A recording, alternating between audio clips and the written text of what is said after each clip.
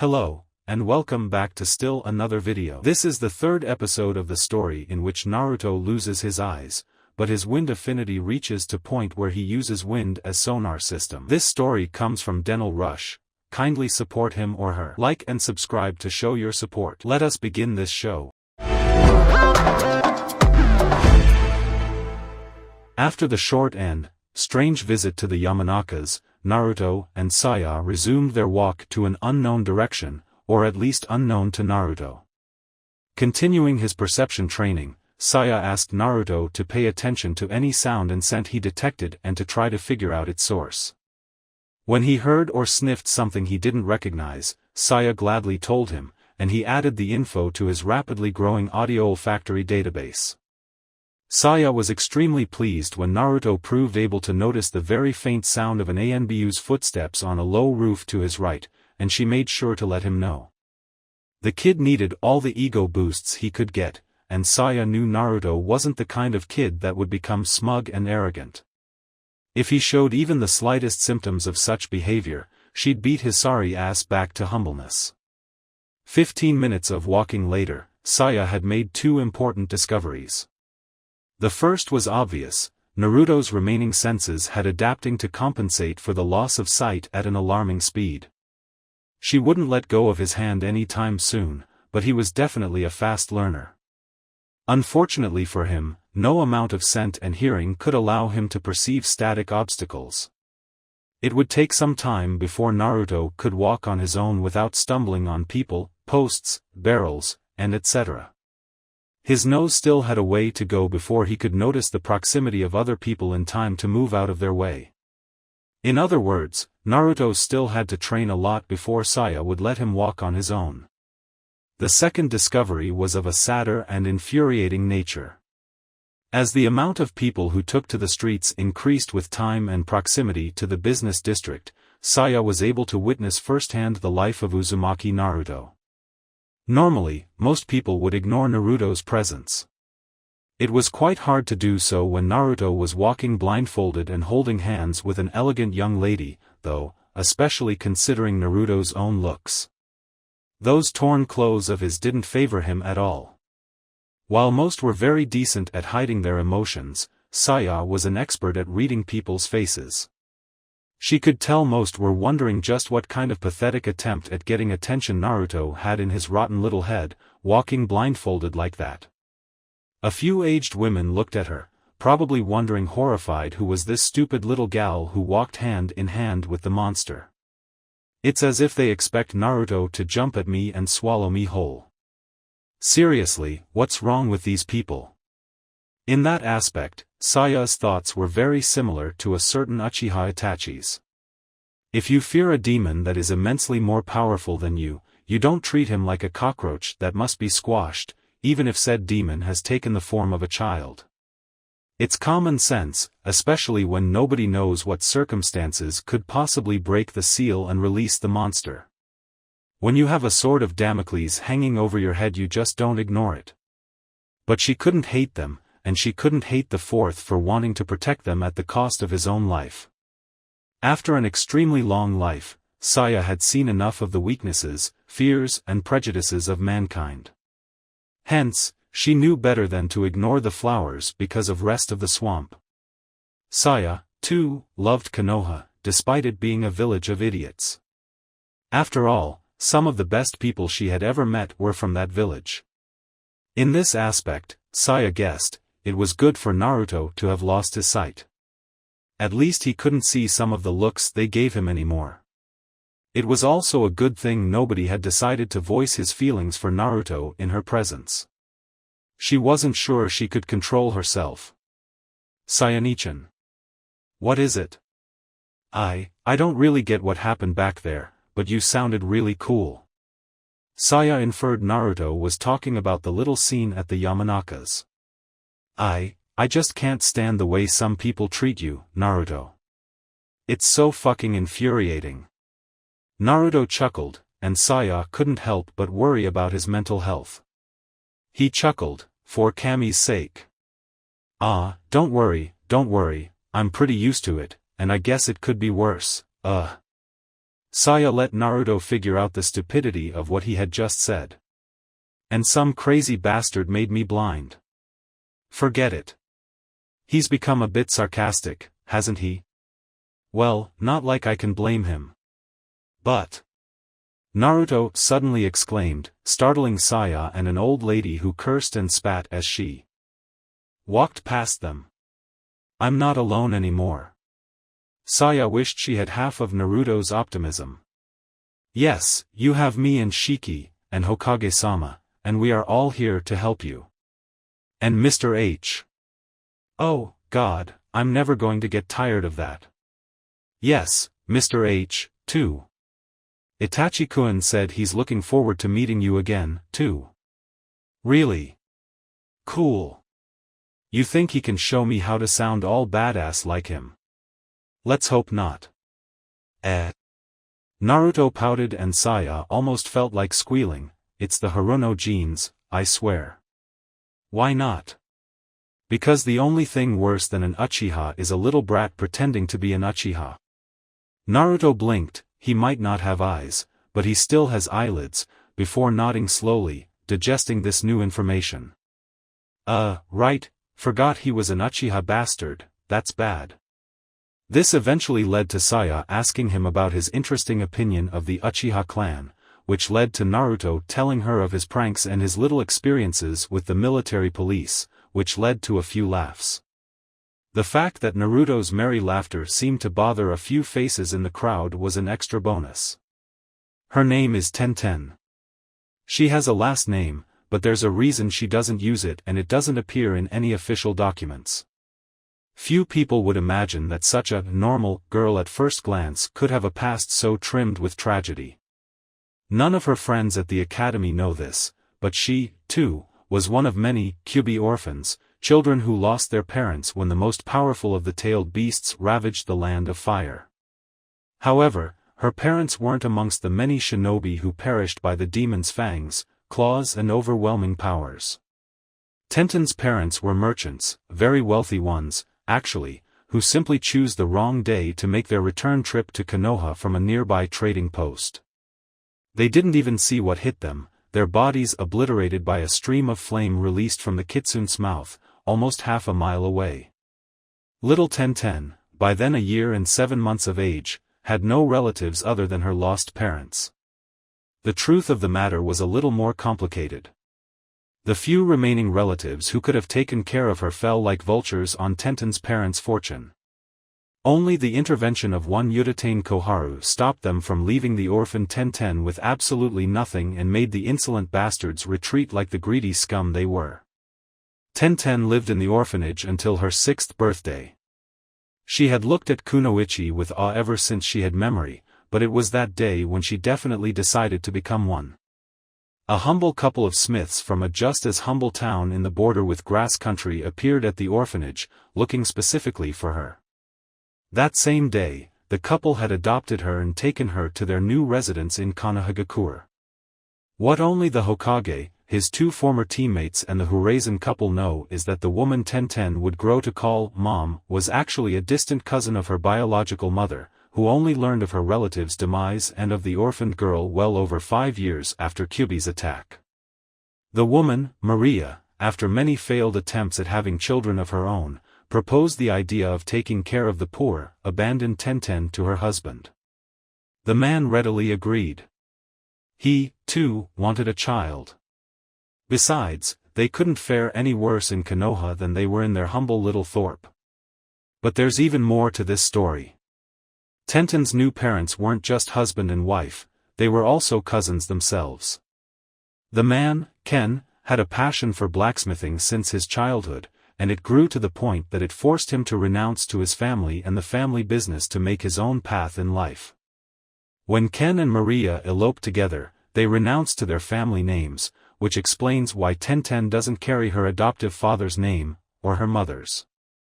It was obvious to Ken and Maria, the latter had learned the art from her husband, as she's actually pretty good at it, that weapons were the way to go in a ninja village.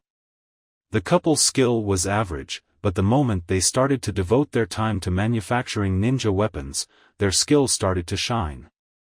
It was as if the forging techniques Ken had learned so many years ago had been specially conceived to make weapons. It was a shame they were never able to ask Ken's old sensei about this. However, in a shinobi village full of weaponsmiths like them, being good is simply not enough.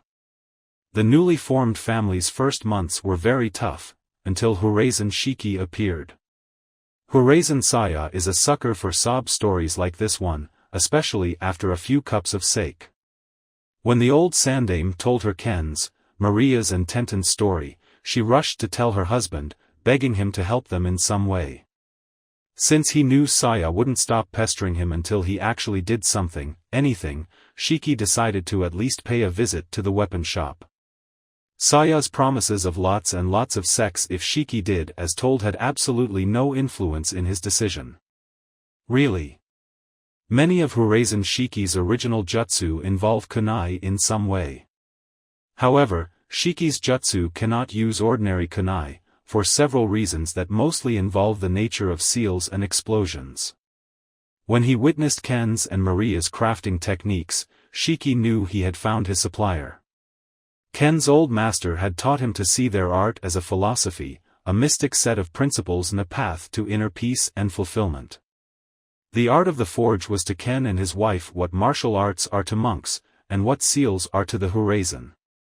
While Ken didn't learn about chakra in the way shinobi are taught, the techniques his old master taught were in fact just one of many ways to mold and channel chakra to reinforce the human body.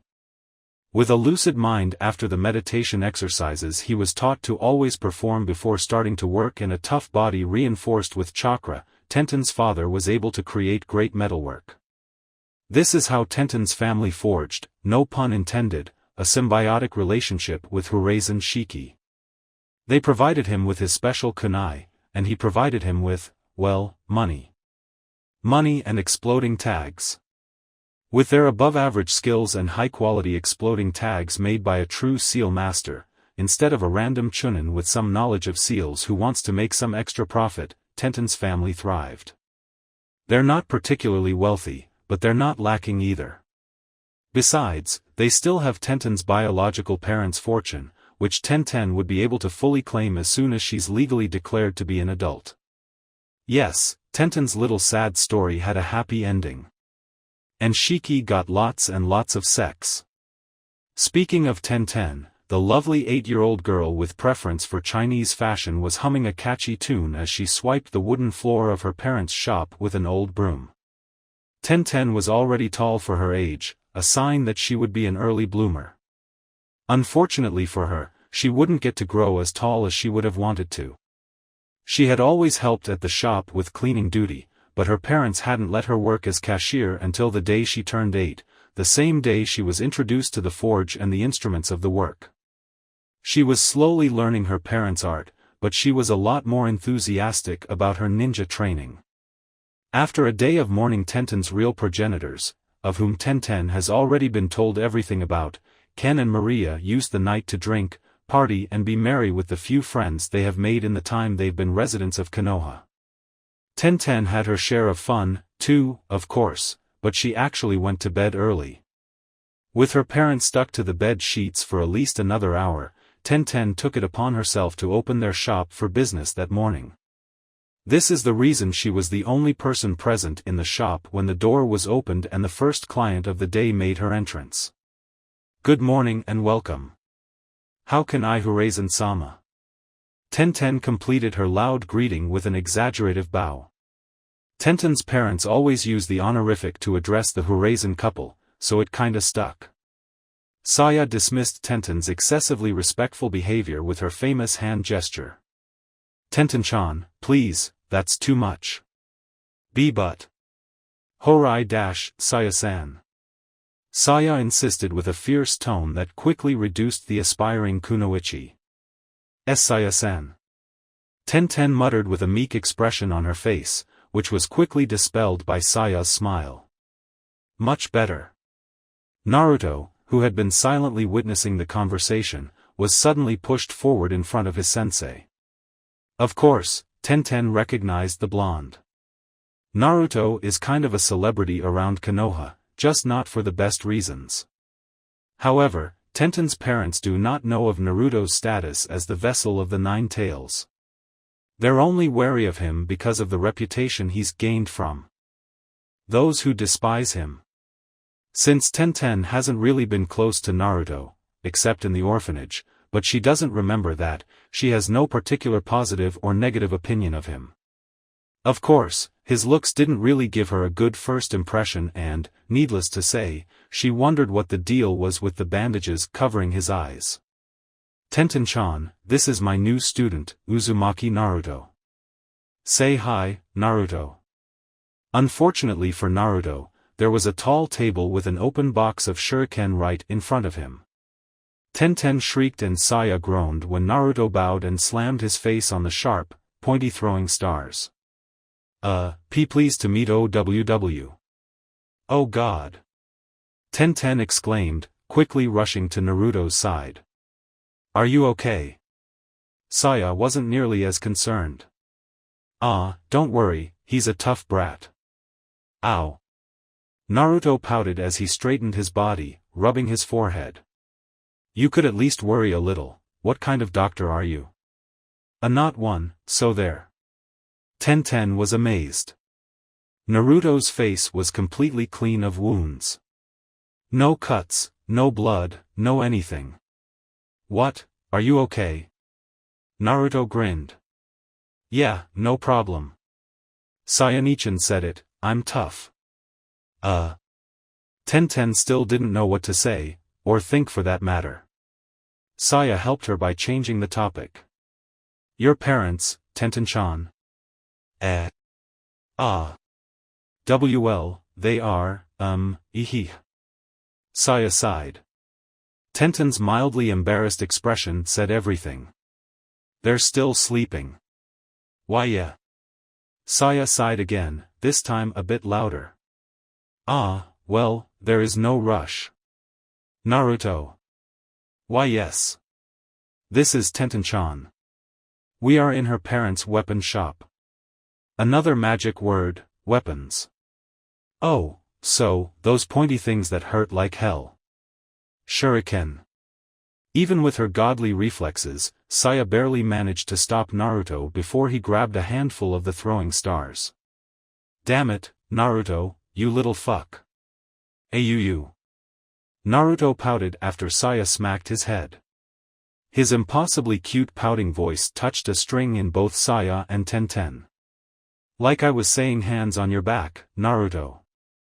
Ahem, like I was saying, this is Tenten's parents' weapon shop. We're here to pick a special order for my husband.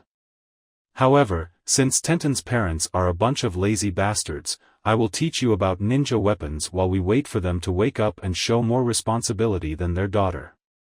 With me so far, Naruto? Naruto nodded eagerly, anything to get his hands on some ninja tools of doom. Tenten took the chance to speak. Saia-sama, you didn't have to hit me, Saia-san. Yes, I had to. You were saying. Why are Naruto-kun's eyes covered like that?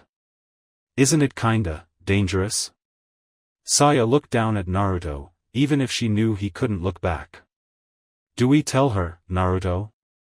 After a strange pause, Naruto smirked and shrugged. She will kinda notice sooner or later, unless she's really stupid. Hey. Well, I don't know, from what her mother told me, her grades at the academy aren't really that good. Hey. She goes to the academy. Really? You sure?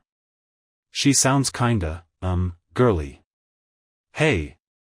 Well, she lives in a weapon shop, so she probably can at least pretend to know how to throw shuriken. Don't know if she can actually hit a target, though. Hey. Tenten would never dare attack Saia, so she went for the next best thing, stomping a foot on Naruto's. Hard. Ow. Damn it. That hurt. Then stop talking as if I weren't here. Tenten's face was flushed. Saia had to admit it was an adorable sight.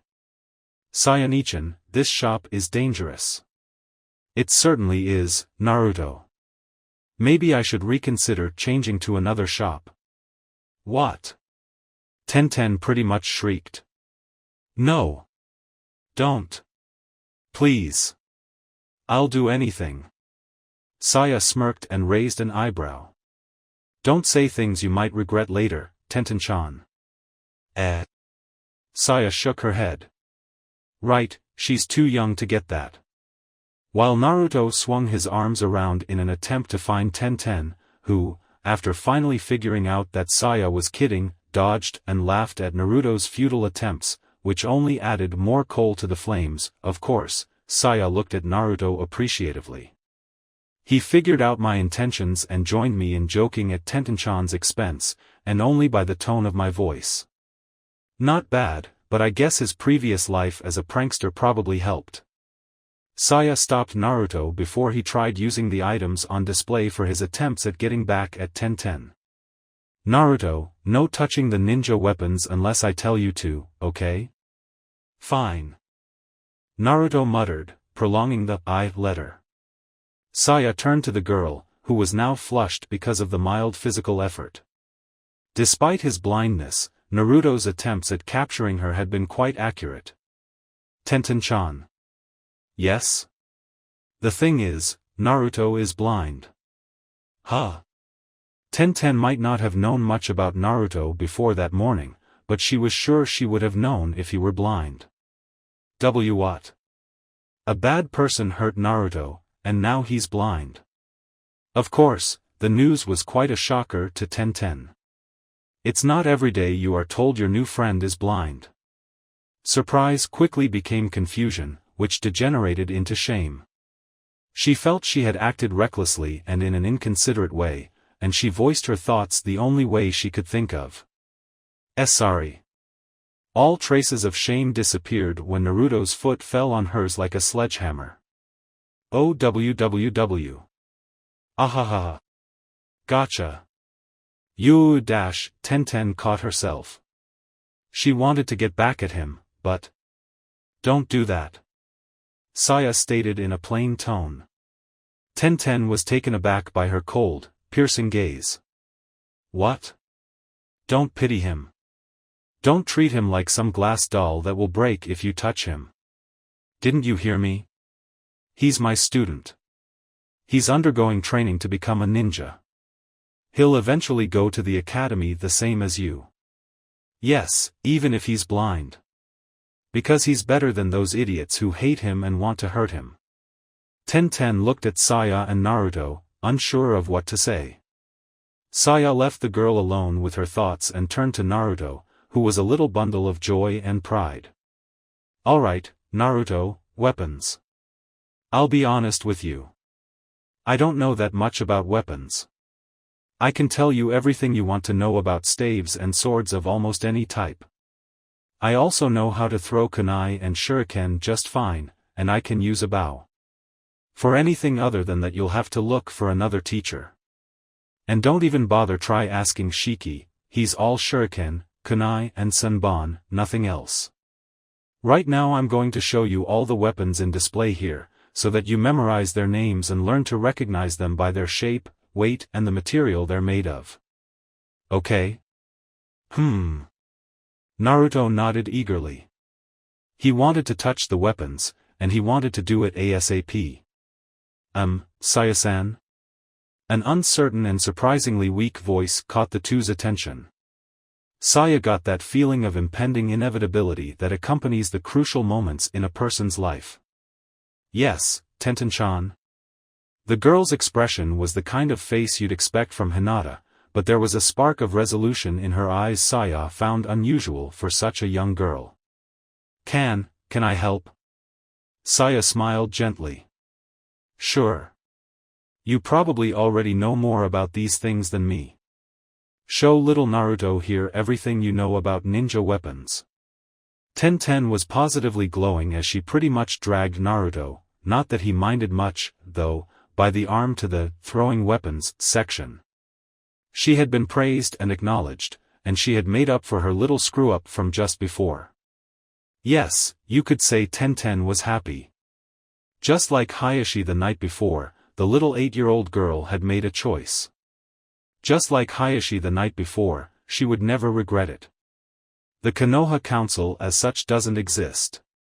In other words, it is not a formal structure of government. The one and only leader of Konohagakure is the Hokage, and that's that. The council was originally intended as a means to, in lack of better words, keep the Hokage in check. Basically, to make sure the Hokage's decisions were for the greater good of the entire population of the village, instead of for his personal gain or for the shinobi only or something like that. Unfortunately for Sarutobi, more often than not it was the other way around, with him keeping the council in check. The council was formed by the Hokage's advisors, plus a member from each of the most relevant clans, usually the clan leader, plus representatives from ANBU, the military police, which meant another Uchiha, the merchant guilds and the common populace, plus, objective, advisors appointed by other council members, plus an official representative from the daimyo of Fire Country who permanently resides in Konoha, reporting to his liege in the capital city every season. And there's Danzo. Seriously, nobody knows how that guy got there. It was mostly a combination of favors owed, a few words here and there, subtle promises, lots of charisma and a few well-executed political maneuvers. Of course, the clan representatives couldn't possibly care less about anyone other than themselves, until it was time for voting, of course. Needless to say, any Uchiha in the council was strictly forbid from activating his Sharingan during a council meeting. Genjutsu can be used in many ways, after all. So, what does the council do, anyway? Long story short, they meet every once in a while to discuss all sorts of matters. Since every single member wants the larger piece of the pie for the group each represents, they rarely get to agree on anything, and the Hokage sighs in relief. Yes, Konoha politics are really fucked up. Sometimes a member of the council demands a summons and the whole group meets to hear whatever he wants to say and discuss whatever he wants to discuss. This was the case today. After that morning summons, the council gathered in record time, because the Hokage had made the demand. The Hokage had never called for a council meeting before that day. Never. Of course, the meeting room was a little bundle of chaos. Nobody spoke, but their brains had gone haywire, all asking themselves the same questions. What could the Hokage possibly want? Why so early in the morning? Why right after the festival? Most of them still carried with them the sequels of the night of revelry with them. Sarutobi counted on that. Confused, ignorant and with a hangover? They were like newborn deer struggling to make their first steps. He was the tiger.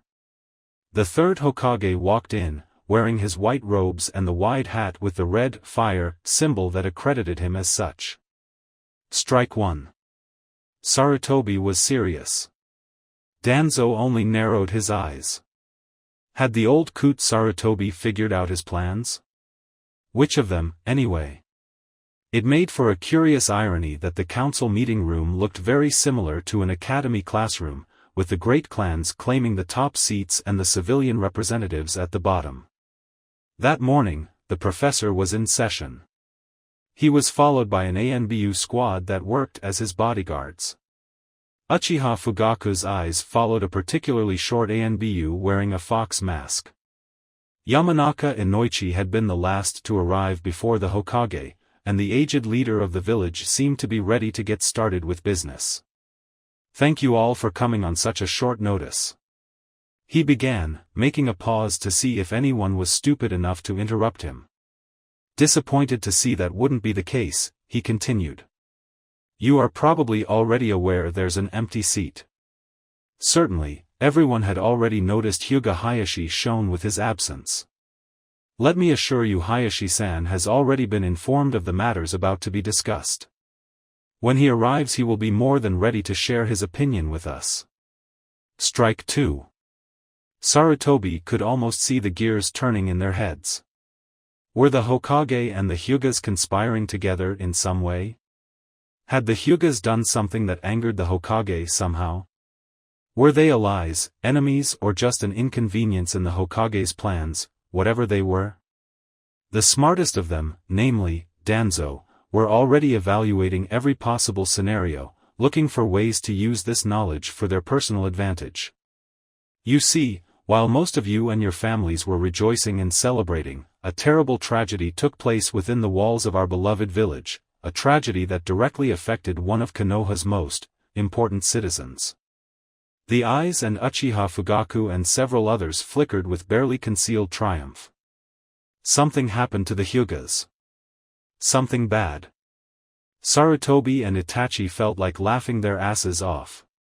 Danzo and Sarutobi's former teammates knew better. They understood the subtleties of the Hokage's speech better than anyone else. They knew there was a catch. Danzo gritted his teeth and clenched his fists under the table. He had absolutely no idea what Sarutobi was talking about. That wasn't supposed to happen. But not knowing was half of the problem. He knew that look on the Hokage's face. It was the man that carried that look who took away what was rightfully his. Why? Why had that look returned to the tree hugger, baby kisser monkey bastard? He knew he needed to know. A part of him, his animal instinct, maybe, told him he didn't want to know. Hamura and Koharu watched avidly, as they were witnessing something they'd never see again. The moment their comrade entered that room, they knew they were siding with him. They weren't as stupid as to try to stand in his way when he had that look. They didn't know if it was the wisest decision, but they definitely didn't want to be on Sandem-sama's bad side. Besides, they liked what they saw. This was the man who led their team to great exploits through more than one shinobi war. This was the man two Hokages branded for greatness. This was the man they swore to follow through hell and back, as long as he offered his wisdom, his guidance and his immense power to Konohagakure. This was their friend, their teammate, the master of uncountable jutsu, the cunning strategist, the charismatic, fierce leader, the standard of everything Konoha represents, the man whose face screams shinobi, the professor, the god of ninja, the third Hokage, a man amongst men. Whatever had happened for the slumbering beast to awaken again, it was definitely worth it. By the looks on your faces, you must be already aware that nothing of the sort has happened to the family of anyone present. Before your imagination takes a horrible tangent, I'll let you know that no tragedy has befallen upon the Hyuga clan either. The room became pretty much one huge frown. If Hokage-sama didn't mean the Hyugas, or any other family for that matter, then what the hell? Once again, by the looks on your faces, I can tell none of you have any idea of whom I'm referring to. I can't help but wonder if there's a problem with my shinobi's skills.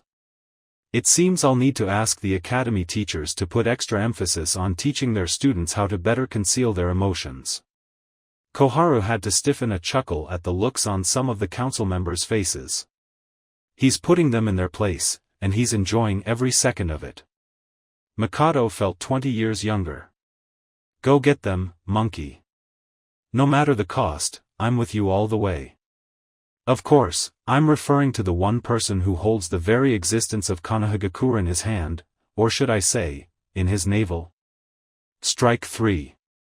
You're mine.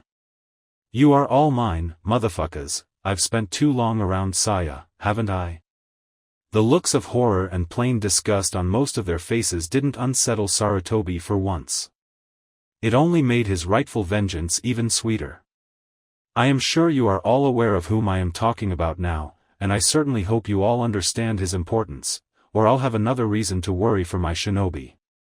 Many of the people present actually dared look embarrassed after that. Danzo remained impassive, his mind working at 200 trying to figure out how to proceed in this unforeseen situation. Hamura and Koharu closed their eyes. The vessel. Someone was screwed. Nara Shikaku's tired and bored expression suddenly sharpened, especially after he saw the pained expression on his friend Inochi's face. Akimichi Chuza was just as concerned. A pair of knocks on the door elicited a devilish grin on Sarutobi's face. It wouldn't have turned out better if they had arranged it beforehand. Hyuga Hayashi made his presence known in the meeting room. Hokage-sama, my utmost apologies for the delay. The Hokage's expression relaxed for an instant to offer the Hyuga leader a conciliating grin. Apology accepted. We both had rough nights. The look on his face, the tone of his voice, the choice of words and the reactions of the other council members told Hayashi everything he needed to know. He also proved to be quite proficient in the art of hiding his emotions. "My utmost thanks, Hokage-sama," he said, followed by a bow, before walking to his seat in the highest row, secretly enjoying the way Fugaku followed his steps, the Uchiha's face a mixture of confusion, rage, disgust and, is that envy? When Hayashi was comfortable in his seat, Sarutobi continued his merciless assault. To resume what I have said so far, a regrettable tragedy has befallen upon Uzumaki Naruto on his 7th birthday. It is something that had absolutely no reason to happen, something that should have never happened, something that should have been prevented, and for that I am as guilty as the next person. I offer you my most sincere apologies. The topping on the cake was the overly polite bow that accompanied his words dripping with venom. Yes, I didn't protect him, but there's no reason in the first place for me to have to protect him from you. He waited, waiting for the person brave, or stupid, enough to ask the question they all, but Hayashi, had in their heads. But nobody dared speak. They were even afraid to breathe too loudly. A subtle shift of his expression and an incredibly well-concealed hand sign gave Koharu the cue she needed.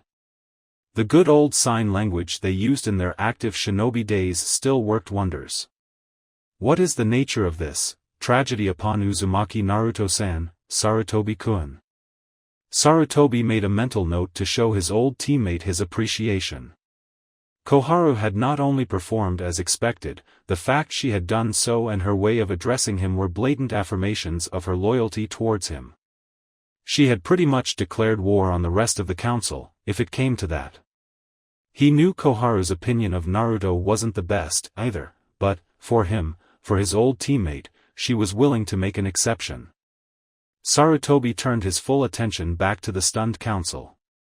He could have sworn some of them actually shivered. Last night, Uzumaki Naruto was attacked in the very streets of Konoha, stabbed multiple times with a kunai and left for dead in an alley. Inoichi leaned his head on his hands, covering his mouth, elbows resting on the desk in front of him. His meditative look and the way he shook his head made alarms blare in his two teammates' heads. The slightly curved shape of Hayashi's lips made Fugaku feel the closest thing to absolute terror he had felt in years. The whole absurdity of the situation was rapidly dragging Danzo to the edge of a nervous breakdown. Seeing that you all seem so worried by Naruto-kun's well-being, be grateful to know he is alive and well, to a point. Maggots might have been dripping out of Sarutobi's mouth with the rotten sarcasm obvious in his tone. I cannot possibly imagine what the culprit was thinking. He said with the voice of a teacher scolding a bunch of 4-year-olds. What would have we done if Naruto's violent death led to the dispelling of the seal? Many faces blanched as one. No matter how prestigious, powerful or wealthy, no clan could stop the nine-tailed demon fox. Fear of the all-powerful demon was universal, and it knew no boundaries. Much to Sarutobi's pleasure, Hayashi decided to join in the fun. Hokage-sama, you just said Naruto-san is well, to a point. Even the same dramatic pause. Nobody failed to notice that Hayashi had called Naruto by his name. I am sure all the present would like to know what you mean. Fugaku and Danzo shot daggers at the Hyuga leader. Of course, Danzo was a lot subtler. What was the insolent Hyuga on to? You are right, Hayashi-san, how inconsiderate of me. While most of the wounds have already been treated, I fear I must tell you Naruto has suffered irreparable damage to both eyes, and he has been rendered permanently blinded as a result. Sarutobi allowed the words to sink in. Fugaku had the obvious reaction expected from the leader of a family that values their eyes more than anything else. Inoichi sighed sadly and nodded in grim acceptance. That was an interesting reaction, Sarutobi thought. Hayashi's smile had disappeared, an admirable act of respect towards Uzumaki Naruto. Danzo, his was the best reaction of all. Slowly, very slowly, he released his breath, almost unnoticeably relaxing his body as he did so. It was the closest thing to showing resignation anyone would see from Danzo. You've just declared Naruto useless to your ambitions, haven't you, Danzo? At long last, you've made a mistake, old warmonger fool. And I'll make sure you regret it. Investigation on the incident is already well underway. Nothing more will be said about that. Now, what we must Hokage-sama? The foolish councilman who had dared open his mouth almost wetted his pants under the pressure of the Hokage's gaze. He might as well be staring at a bijou. Yes, Akagi-san. Akagi-san's brain didn't register the words, too busy screaming, run away. Run away, as it was. However, he figured that since he already was screwed, he might as well go all the way. Don't you think we should be informed of any leads you might have on the perpetrator of this attack? Hayashi almost snorted. Yes, Hayashi. There are many better ways you could have worded that, Akagi-san. Any pretension of formality and kindness disappeared from the Hokage's face. If I remember correctly, Akagi-san, you as well as most of the members of this council were demanding Naruto's death exactly 7 years ago. Am I wrong? Strike one, once again. Many council members were sweating profusely at this point, especially one Akagi Hibiki. If I also remember correctly, the Hyuga clan and the Inuzuka clan were among the few present here who actually spoke in favor of protecting his life. Am I wrong? Strike two.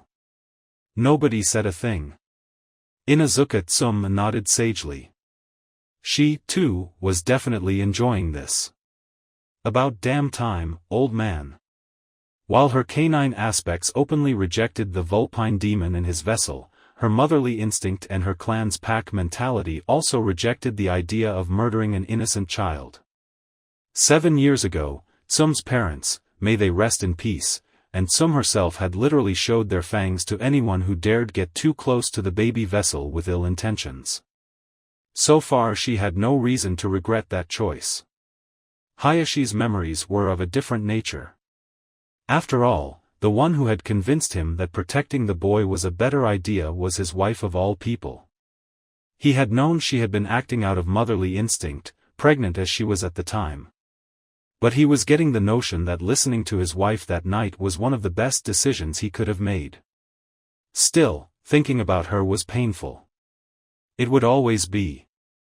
If I also remember correctly, Akagi-san, Naruto was put under my personal supervision. I was the one who sent him to the orphanage, and I was the one who took him out of that place, too. I paid for his sustenance while he lived at the orphanage, and his monthly allowance comes from my pocket. I have ensured his safety and health all these years. I paid ANBU to look after him whenever I could. He was left under my care and supervision. All information related to his growth and activities was directly relayed to me. Did anybody care about him these past 7 years, despite of who he is and how important he is for the safety of Konohano, the safety of the whole world? No answer. Strike 3. I'm waiting. For the first time, Sarutobi actually raised his voice. Still, no answer. I thought so. Hence, Akagi-san, I believe I have every right to keep all information concerning Uzumaki Naruto to myself. If anyone yet disagrees, I can make it an S-rank secret accessible only to me and the few Konoha shinobi who already know something about it. A gulp could be heard from more than one seat. The Hokage was using every weapon in his arsenal. Now, where was I? Oh, yes, our real priority, ladies and gentlemen of the council. There's nothing we can do about what's happened. It's truly regrettable, yes, but we simply cannot go back in time. The problem at hand is, well, the consequences of this horrible act. As some of you might have figured out already. Yeah, right. There's a very likely chance little Naruto might be a bit resentful towards Konoha after this. The word struck home like a well-thrown kunai, their implied consequences blatantly obvious, and terrifying, especially for the civilian representatives. But Sarutobi wasn't done. And if Naruto truly is the... Sarutobi repressed the urge to laugh. Demon some of you claim he is, he might be thinking of using his demonic powers to enact vengeance. Rightfully so, I must say. Kami blessed. One of the few civilians present exclaimed. What are we going to do? Do not fret, Kawami-san. Obviously, I have already thought up a plan to deal with this inconvenience. For 7 years, you people have insisted I must take action concerning Uzumaki Naruto. I think I am finally ready to do so. Since executing him is not an option. As much as you'd love for that to happen. I believe he must be contained. The look of relief on some faces was priceless, if only for how fun it would be to crush their false hopes. The look on Akimichi Chuza's face was particularly amusing. He is probably imagining Naruto locked in an underground cell watched by ANBU 24/7. When he noticed the way Inoichi shook his head and shot a compassionate look at his big-boned friend, Sarutobi confirmed his suspicion. Inoichi knows already. Saya, maybe? However, I also consider that keeping him in Konoha is not a viable option right now, for it might worsen his already delicate mental stability. Hayashi actually snorted this time. He found the words laughable. Insane?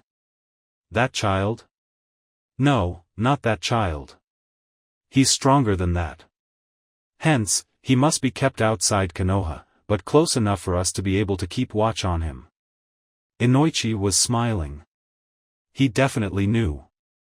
He was smiling and nodding. You definitely got us. This time, Hokage-sama. My respects. Nara Shikaku was smart enough to figure things out with the little information Sarutobi had shared. A 3-syllable word mouthed by Inoichi told him the rest. Horai-san. Ugh, troublesome. Tsum had a pretty good idea, too. Leaving the fox with that little vixen? It's delicious irony, I say, kudos to you, old monkey. For once, Danzo wasn't nearly as insightful. He would pay dearly for that. For this reason I have reached an agreement with Horaizan Shiki-sama and his wife. There it was, the final bomb. Sarutobi knew opinions on the couple were mixed. Shiki hated the Uchihas with a passion, and the feeling was mutual, Kami knows why. Saya was in relatively good terms with Inoichi's family because of their common passion with flowers. The Akimikis weren't very fond of the Horaizan, but that didn't stop them from sending their most talented members to train under Saya's supervision. The Naras couldn't possibly care less, and everyone knows of the strange, unexplainable relationship between the Hyugas and the Horaizan couple which even predates the foundation of Konohagakure. If they knew of the true reason behind this awkward relationship, they would be terrified, of both Hyugas and Horaizan. But most important of all was the implicit truth hidden in Sarutobi's words. Under the watchful care of Horaizan Shiki and his wife, Danzo would never be able to put his hands on Naruto. The rest of the meeting was a blur for most of the council members, while the Hokage discussed the terms of Naruto's apprenticeship under the guidance of the Horaizan couple, his future admission into the Konoha Shinobi Academy and how he would personally ensure Naruto's allegiance to Konoha. When he left the meeting room to allow the poor bastards to express their outrage in whatever way they could think of, he had the loveliest smile on his face. The kind of smile he had after a decisive victory during the Shinobi Wars. Be careful with what you wish, Danzo. You might just get it. Oh, Naruto will be a weapon all right, just not your weapon. He will be the weapon of Konoha. He's already their savior and protector, he might as well go all the way. He will be a fine shinobi bursting with the will of fire. I swear on my name and my title as Hokage. Shiki had been waiting for him right outside the meeting room. That was quite the performance, old monkey. Good to know you haven't lost your touch. Era, you're still here? There's something else I need to discuss with you. Does it involve Naruto? Of course. The Hokage nodded before turning to the ANBU squadron that closely followed them. Take the rest of the day free. Rest, have fun or whatever. Just keep your mouths shut. 3 of the ANBU only nodded before disappearing. The short ANBU behind the fox mask stayed behind for 2 seconds, carefully eyeing the 2 elders before him. 2 disappeared via Shunshin. I take it you were listening, Shiki. Sarutobi uttered once they resumed their walk back to the Hokage's office. Sasayaku Kaze no Jutsu can be used in more than one way, after all. Yes, so few people bother learning that Jutsu nowadays. Make sure Naruto learns it. If he can. I'll test his elemental affinities as soon as he's able to channel his chakra. Good. So, what do you think of what you heard? Well, I didn't hear much other than you speaking. So, was it Danzo? Of course not. That's not his style. He'd rather use Naruto than kill him and risk releasing Kyuubi. He's bothersome, not stupid. Then we're back to 0. Yes, but I'll get to the bottom of this. Sarutobi declared. Saiya's report after the examination of the dead body the twins Nikomata found left several questions unanswered and raised a few more. So, Shiki, what is it that you have to discuss with me? I have other matters to attend now. When we get to your office, Saru. It won't take long. I have matters that must be handled as soon as possible. Really? Nikomata matters. Shiki's relationship with the twins had gotten a bit more complicated when Shin and Chun discovered the concept of interest. The longer Shiki took to pay the summoning fee, the harder it would be to satisfy them. The walk was short, and Shiki resumed the conversation only after they were safely behind the privacy of the invisible privacy seals installed all over the room. As you know already, Naruto's eye sockets are completely emptied. Saya extracted what was left of Naruto's eyeballs once it was decided nothing could be done to restore them. The Hokage nodded. It was a grim topic, a topic he'd rather avoid, but he guessed he had to wait to hear where Shiki was trying to get at. Saya's medical advice is that Naruto's eye sockets cannot be left the way they currently are. What do you mean? I mean we have to fill that empty space with something. Anything. Sarutobi easily interpreted Shiki's expression. I take it you've already thought about something. This is not my area of expertise, as you probably know. It isn't mine, either. This is more Saya's and Tsunade's thing. Shiki shrugged. But, you are correct, I have thought about something. While we could just, I don't know, stuff Naruto's eye sockets with cotton balls or something, wouldn't it be better if we filled that empty space with something useful? Sarutobi leaned forward, resting his elbows on the wooden desk and looking at Shiki with a sharp glance. His old friend might be onto something that could help Naruto, and that seemed to be the Hokage's only purpose in life lately. Explain. As you order, Hokage-sama. Let me start with a question. How much do you know about the Horaizan family techniques? Horaizan Mugen Kekai. The Sandaime stated plainly. What does that have to do with anything? Shiki nodded. Yes, my Horaizan boundless barriers and the jutsu derived from them, those are my signature techniques. However, those aren't the real Horaizan family techniques. Sarutobi frowned. He didn't know anything about other Horaizan techniques. What do you mean? Those sealing and barrier techniques are my personal creation and no one but I can use them, until, hopefully, Naruto inherits them. Don't you think it's a bit pretentious, calling them family techniques, if only one person can use them? The Horaizan family only has 2 members. Exactly. Shiki grinned in a rather disturbing way. Sarutobi hated it. Why couldn't he just get to the point? Because he's an old bastard with a screw loose, that's because. Hence, he would let Shiki do his little sensei game. Even if there are only two living Horizon, in lack of a better word, shouldn't the Horizon family techniques be something that belongs to both Saya and I? So, what are these techniques? Shiki smiled. He loved hearing his voice, every second of it. They're a combination of my sealing techniques, Saya's medical ninjutsu theories and onmyudo. You know what I'm talking about, right? Sarutobi nodded. He was familiar with the basic precepts of onmyudo, an interesting amalgam of natural science and supernatural arts based on the two fundamental concepts of unity of opposites and the understanding of the universe's phenomena and their interactions and relationships through the Gogyu, 5 elements. As you might know, Shiki continued.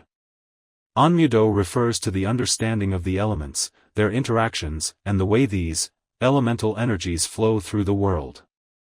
Not unlike chakra. Right, Saru, not unlike chakra. According to onmyudo, everything in creation resonates with one or more of the elements: wood, fire, earth, metal and water. Shiki, as much as I enjoy learning from you, can we please get to the point of how all this will help Naruto? Shiki sighed and, after mumbling some things about not allowing old men to enjoy themselves, indulged Sarutobi, as much as he could. This little combination of seals, medical jutsu and onmyudo Saya and I have researched has evolved into 2 different branches of true Horizon family techniques. You're actually acquainted with the first one.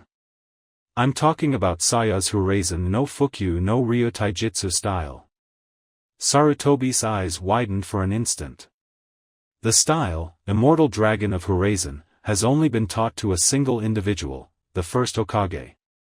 The unorthodox and unique taijutsu style perfectly complemented his just as unique mokuton techniques, and the combination of the two made him the most powerful shinobi of his generation. Sandaime knew that Saya wouldn't teach that style to anyone but her successor, the new heavenly god, or goddess, of taijutsu. And Sarutobi was almost 100% sure that person wasn't Naruto. If that were the case, Shiki would have just told him earlier when he confessed his intention to make Naruto a seal master. The second branch of Horizon family techniques is a secret I hope won't leave this room, Hokage-sama. All traces of camaraderie disappeared from Shiki's voice and expression, and the Hokage returned the gesture with a look just as cold. Shiki was about to share a family secret with him. By doing so he acknowledged the Hokage as a close and important friend and ally. He could only return the gesture in kind. I swear on my life and on this village I protect that your family secrets are safe with me. Fair enough. After an excruciatingly long pause in which Sarutobi felt the boundaries of his patience being tested while Shiki took his time to shape up in his head the ideas he wanted to convey, the older of the two elders finally spoke. The second branch of the Horizon family techniques is what Saya and I called the Horizon Taifuin no Shiki, Horizon body sealing methods. They are basically combining sealing techniques and medical jutsu to apply the principles and techniques of onmyudo to a living being instead of a location. Shiki could, and wanted to, give more details, but that could wait until later, or until Sarutobi asked for details.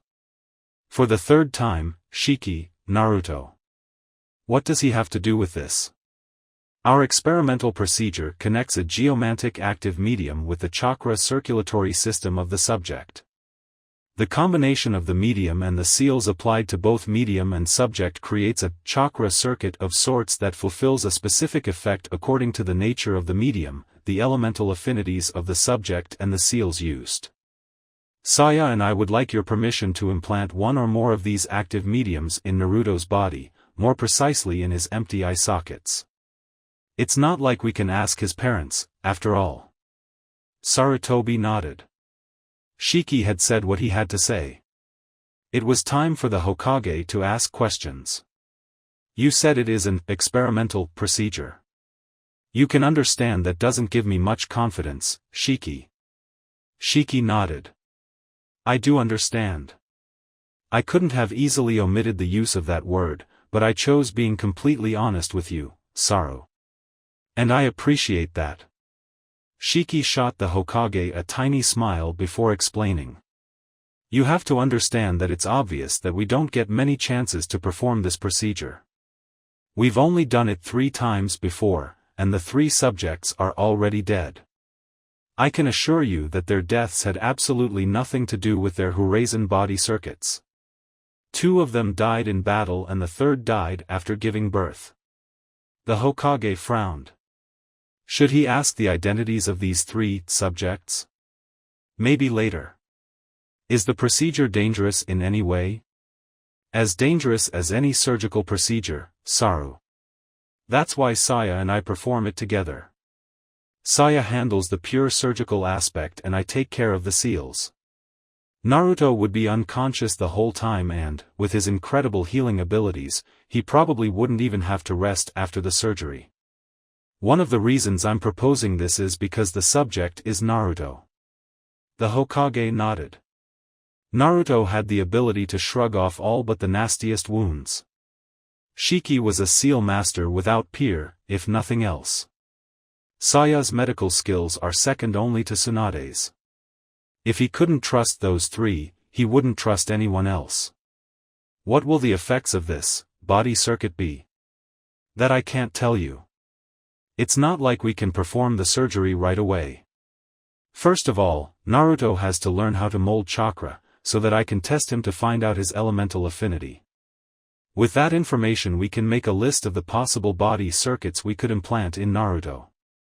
After we decide what we want to do, we have to get the appropriate mediums and I have to design the seal array. Then we do the surgery. How long before you can do the surgery? After I get Naruto's elemental affinity? Between a week and a month, depending on how long it takes us to find the appropriate Magatama. Magatama? The mediums. I see. Sarutobi also knew about Magatama, the tomo-shaped mystical stones that strongly resonate with the elements despite being ordinary stones themselves. Other than the fact that they were supposedly very beautiful, which made them very coveted by collectors and the wealthy in general, resulting in their astronomical prices, Sarutobi didn't know anything else. Onmudo and geomancy were Shiki's thing, not his. How will you get them? I have ready access to both wood and metal. Magatama. If I need any other type I'll have to request payment for old favors or something. The Hokage decided not to ask anything else on that topic. There was something else that bothered him. What about Kyubi? Certainly, the most problematic element of the procedure would be the 9 tails and the seal that imprisons him. The body circuit would have to be one that refrains from overly manipulating Naruto's chakra in a way that could possibly interfere with the seal.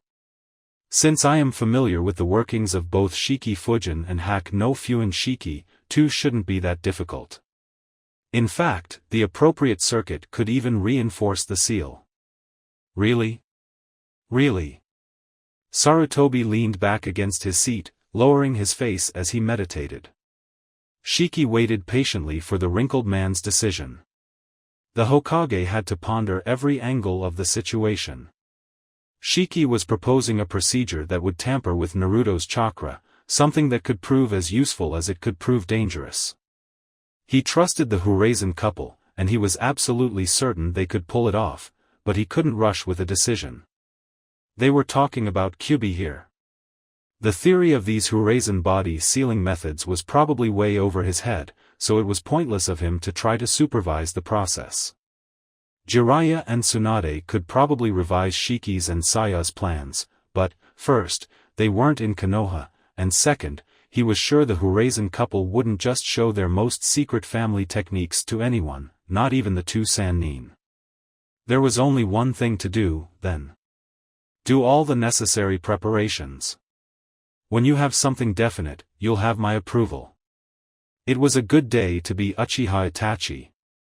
Of course, what better way to celebrate than taking off the mask for a change and enjoy a calm, quiet walk through the streets of Konoha with a smile on his face and Pocky in his mouth? Okay, scratch the smile. Oh, and it's lemon cheesecake this time. He had to admit, he had enjoyed the meeting earlier. It was an interesting reminder of why the old Sarutobi is the Hokage and a person Itachi admires, to a point. Besides, any person who knows as many jutsu as the Sandaime without Sharingan help is definitely worthy of admiration, or at least respect. It was also a nice gesture of the Hokage to give him and his team the day off. He could use a few hours of sleep, later. Itachi was also very satisfied with the current turn of events. While his plan didn't work the way he had originally intended it to, he was grateful for that, because he had had second thoughts about it. With the way things were going, Naruto would undergo training to become a shinobi, and a blind shinobi simply doesn't have any other choice but being a good shinobi. Itachi could see it, with the Horizon couple's guidance and training, maybe even the Hokage will train him personally, Naruto would become a damn fine ninja. Itachi was probably anticipating things a bit too much, but this is Itachi we're talking about. We all know not everything is right in the genius Uchiha's head. In any case, he was already looking forward to the possibility of fighting Naruto in the future. A lot. After all, what better way to test his own skills than setting them against a Jinchuriki trained by 3 great masters of ninja arts? Live well and grow strong, Naruto-kun, and sooner or later. The eager gleam in his eyes scared the crap out of those few unfortunate ones who chose to look at him in that instant. Itachi relaxed his expression and wondered how his Kage Bunshin was faring against the horde of fangirls. Tough group, those gals. He'd pick an A-class nuke over them anytime. He wondered if Naruto would be chased by fangirls at some point in the future. His brother was a given, for good or ill. A part of him doubted it. A blind man, no matter how great a person, isn't the kind of guy that attracts the shallow fangirls. In any case, Itachi enjoyed a morning of wandering aimlessly, as much to enjoy some peace and relaxation as to avoid his foolish little brother, who would probably nag him to teach him something, anything. It was truly a shame Sasuke was too young to understand just how gay he sounded at times. However, noon rapidly approached, and his stomach demanded something other than Pocky. As wonderful his little snack is, it doesn't make for a decent lunch. Itachi is a man who follows the most fundamental logic. Itachi hates things he cannot control. He cannot control his body's demand for food, drink, excretion, air, and etc. Hence, Itachi hates being hungry. He has absolutely no idea what he'll do when the urge to reproduce starts hitting him. Sex is so bothersome. So, Itachi doesn't like hunger. For this reason, the instant he felt the first traces of a need to eat, he looked for the nearest provider of nourishment his gifted eyes could find. There was no time to go home and wait for mother to cook something for him. Ichiraka Ramen Bar, never saw that before. It's to be expected, Itachi rarely shows interest in the gastronomic catalog Konohagakure has to offer. Give him a place that sells Pocky and you've got one happy Uchiha. The prodigy didn't even need to think before approaching the ramen restaurant. Ramen worked just as well as anything else to him. It was a good day to be Uzumaki Naruto. First, there was the rather tense scene at the porch of the Yamanaka house. He still didn't fully get what happened there, but he didn't really mind. He liked Inoichi-san and Ino-chan, too. Naruto pretty much likes anyone who doesn't treat him like shit. Then there was Tenchan's, don't ask, awesome weapon shop. His brain was still processing the sheer amounts of information he had absorbed. He had never met a girl who talked so fricking much, and he knew girls used to talk a lot. But, at least, Tenchan talked about cool things, and her enthusiasm was contagious. They had spent 2 hours doing the exact same thing.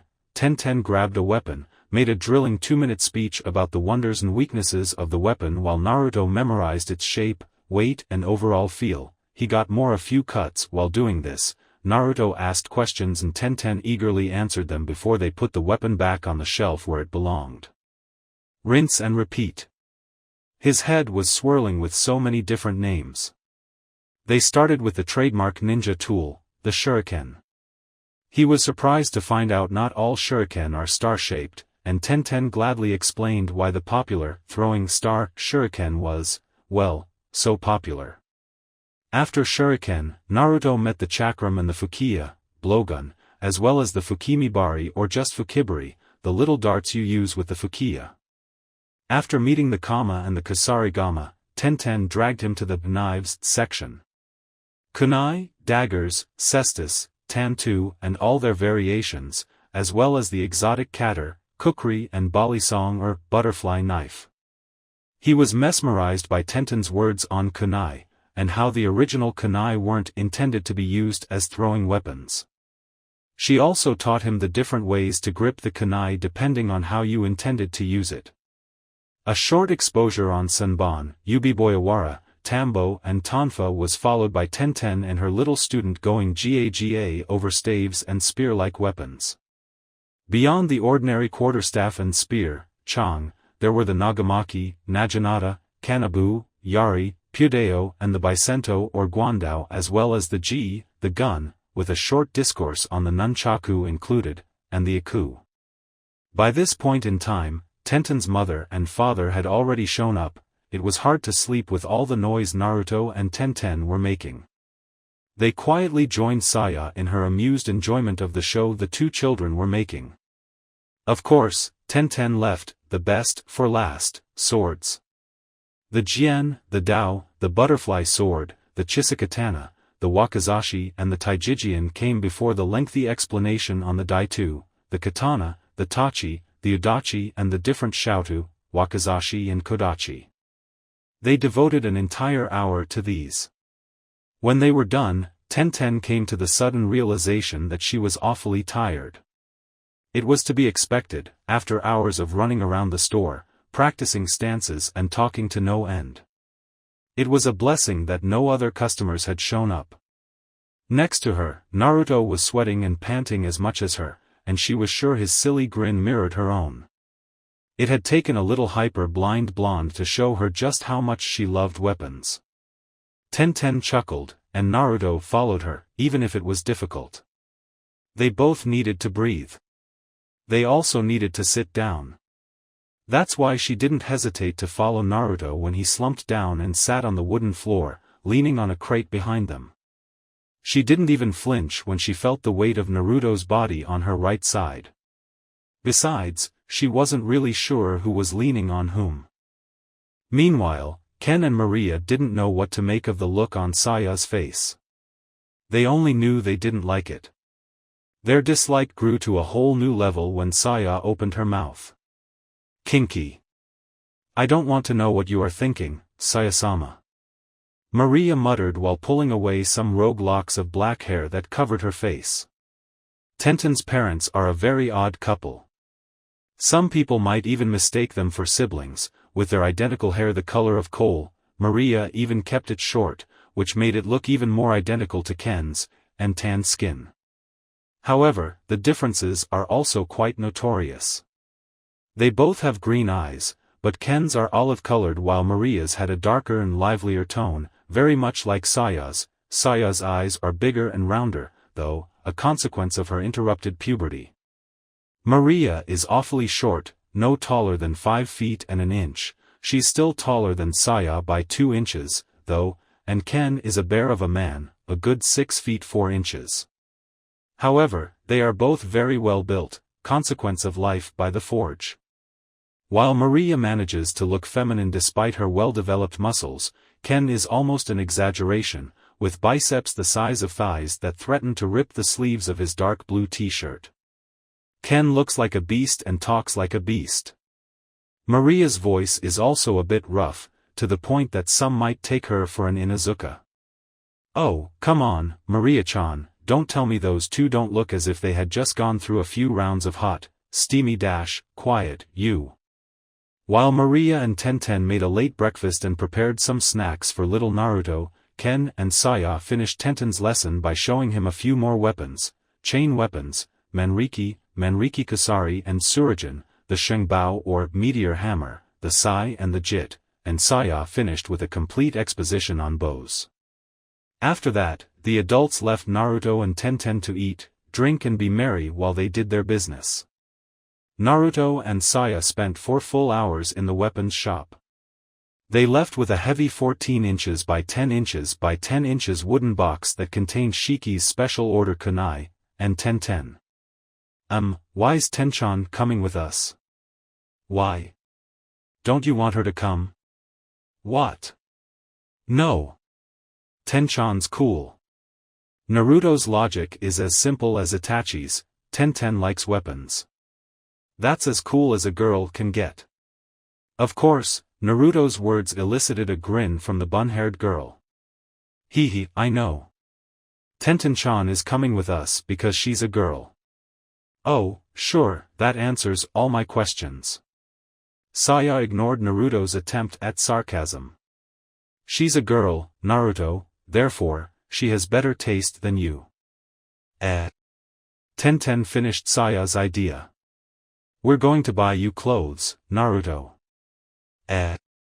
In the following hour, Naruto learned several important facts about the female gender. It was the beginning of what he'd later call the Uzumaki scroll on all things female. Statement number 1, all women like shopping. Even cool girls like Sayanichan and Tenchan. Statement number 2, never get in the way of a woman and her shopping spree. She'll get scary. Or, in Saya's case, scarier. Saya and Tenten only asked him one question, what's your favorite color, Naruto? Orange. No more questions were asked. It's a good thing they didn't ask him why orange. After hearing Naruto's reason they might have glomped him to death. He got 2 good whacks on the head when he said there was no point in being picky with clothes for him. It's not like it matters anymore. He said. Tenten smacked him for saying such a horrible thing. Oh, no, you're not going emo on me. I won't allow it. That was Saya. Tenten and Naruto got to witness, well, Naruto only heard, how Saya threatened the shop owner before she could even think of denying Naruto entrance. Alright, this is what we're going to do. You are going to pretend to be a good person and show us what you have to offer to dress little Naruto here. There will be no curses, no insults, no spitting, no mumbling, no nothing, only a pretty smile, your best business face and voice, and hopefully some good clothes. I will pretend to be a happy customer and go all, kaya, over your clothes while I find something I like.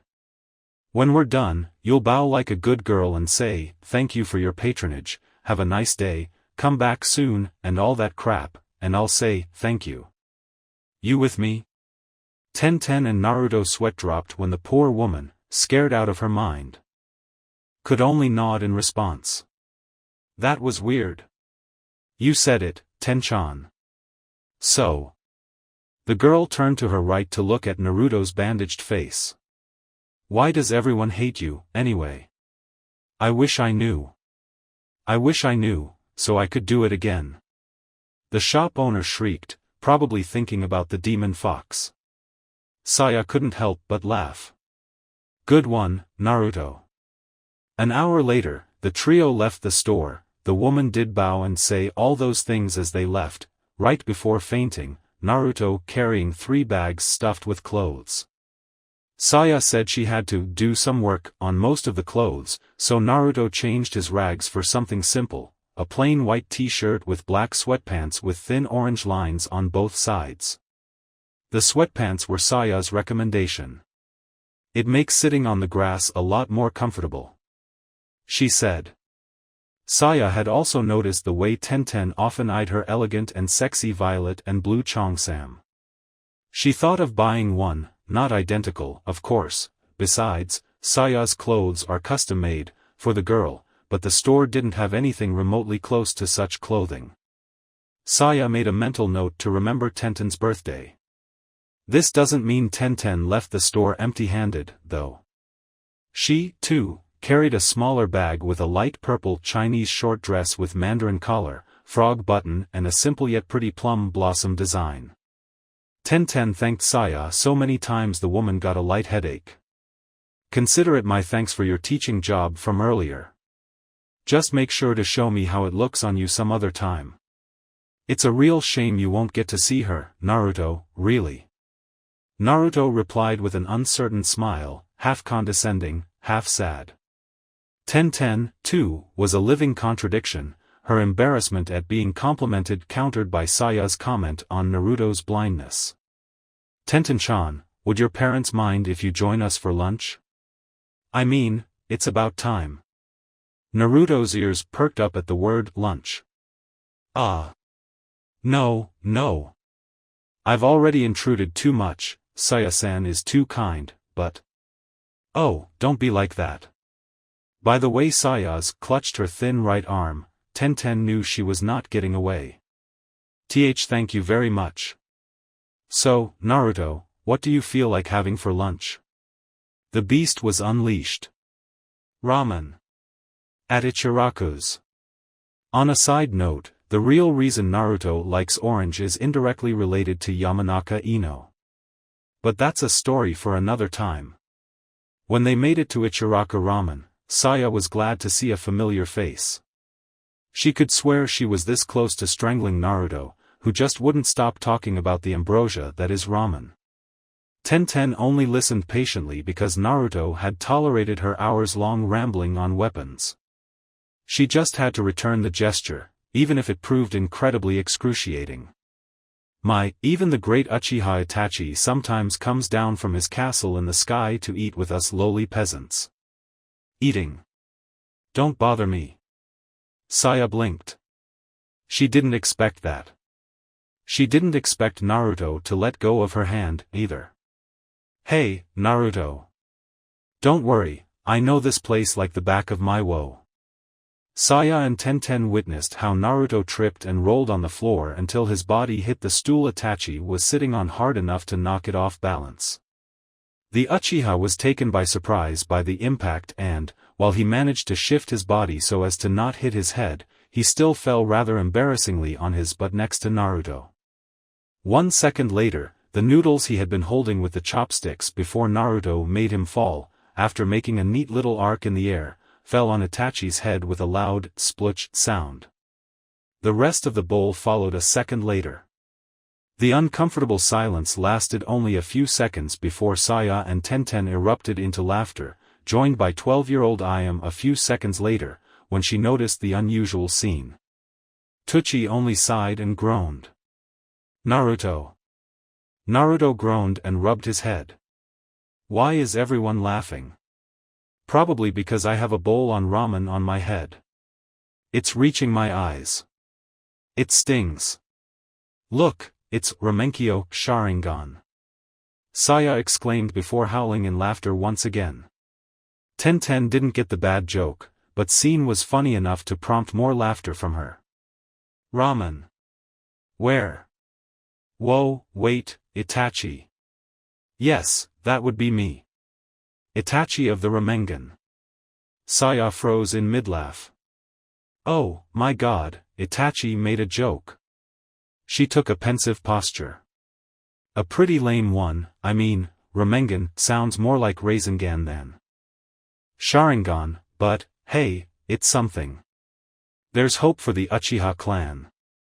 Itachi twitched. Naruto finally felt the strong scent of ramen spilled on the ground. He was in the border of a mental breakdown. Ramen, spilled, so horrible. Tenten was still chuckling as she helped Naruto get up again. Itachi did the same thing himself. The to-be weapon mistress tried to work on Naruto's mood. We'll be eating plenty ramen soon, Naruto. Cheer up. I guess. Naruto muttered between sobs. Saya lifted Itachi's fallen stool with her left foot while offering a charming smile to the young Uchiha. Don't worry, I'll pay your ramen, too. I expected you to. Itachi took his seat. Naruto sat to his right, then Tenten, and Saya next to the aspiring Kunoichi. The Huraisen wife was surprised to see the ramen stand completely empty, other than them, at lunchtime on such a busy street. Of course, The reason of this is that Naruto's and Itachi's combined presence creates a repulsion field of 2 square radius that absolutely no one else would dare enter. No one else but a little 7-year-old Uchiha stalker. He, you smell like ramen. Naruto stated the obvious right after Itachi cleansed himself. Of course, both his skin and his clothes would carry the stench until they were both properly washed. That would be your fault, Naruto-kun. Naruto made a pained expression. I spilled ramen. Ugh, not again. Tenten muttered before nudging the back of Naruto's head. Get over it. You seem to be fond of ramen. Itachi, too, was very good at stating the obvious. Unfortunately, Naruto was no longer able to summon up his ramen eyes, for obvious reasons. Yeah. Ramen's the best. Tenten slammed her head against the counter. I want to go home. Itachi didn't seem to mind Naruto's rerun of his lengthy explanation on why ramen is the food of the gods. If anything, he's a good listener, that Itachi. It also allowed Saia to quietly take Itachi and his daughter aside to introduce herself and explain Naruto's situation to them. She was surprised, and very pleased, by their reaction. Itachi's shock was such that you could actually see his eyes. Ayam was on the verge of tears. That's when Saia figured out there are people in Konoha who actually like Naruto and care about his well-being. She decided she would look for more of these very special persons of Naruto's early years. Itachi, do you like ramen? Naruto asked eagerly. It is acceptable. Good. You like ramen. You know, for an Uchiha bastard, you're kinda cool. Thank you. Saia couldn't help but notice Itachi didn't mind Naruto calling his family a bunch of bastards. But I still like Paki better. Naruto frowned. Paki? What's that? The 3 tomo in Itachi's crimson eyes swirled out of control, promptly freaking the shit out of Tenten. She had actually been impressed by the Uchiha's look so far, but, with those eyes, no way. While Tenten made an odd grimace, Itachi was almost hyperventilating. You don't know Paki? His voice was raspy, his hands were shaking and his tomo were spinning so fast they looked like a single dark ring. Saia was amused to say the least. At this rate he'll awaken Mangekyo, ramen-induced Mangekyo Sharingan. What would Madara-kun think of that, I wonder? When Naruto shook his head in response to Itachi's question, the genius Uchiha moved. Saia reacting even faster than Itachi, moving in front of Naruto to protect him while Itachi reached into his leg holster, only to face fault when the young Anbu revealed his weapon, 2 sticks of the famous biscuit stick. Giant double choco. Eat. Now. Itachi tapped Naruto's left shoulder with the Paki sticks, so that Naruto understood his offer and accepted it. Oi, Naruto. What will it be today? Itachi interrupted with his best friendly voice. He agreed with Saia, it was better if he acted normally in front of Naruto, even if he felt like beating the shit out of someone. Unfortunately, the old ramen cook had chosen the worst moment to make that question. The glare he got from Itachi almost made him wet his pants. Itachi's logic told him he had every reason to glare at the man. How could that old fool dare to interrupt him such an important moment? He was introducing a poor, ignorant soul to the wonderful world of Paki. Eat. Now. Itachi repeated, pronouncing each word very slowly. By this point, Tenten was wondering if all Uchihas were so weird. The damage was done, though. Naruto's focus returned to his one true love. I had pork last time, so give me some beef this time. Ayam took the order, her father was still incapable of speech. Saia wondered if Itachi had added a genjutsu to his glare. Beef for Naruto. Everyone else? Same. Itachi growled. Miso ramen for me. Saia made her order.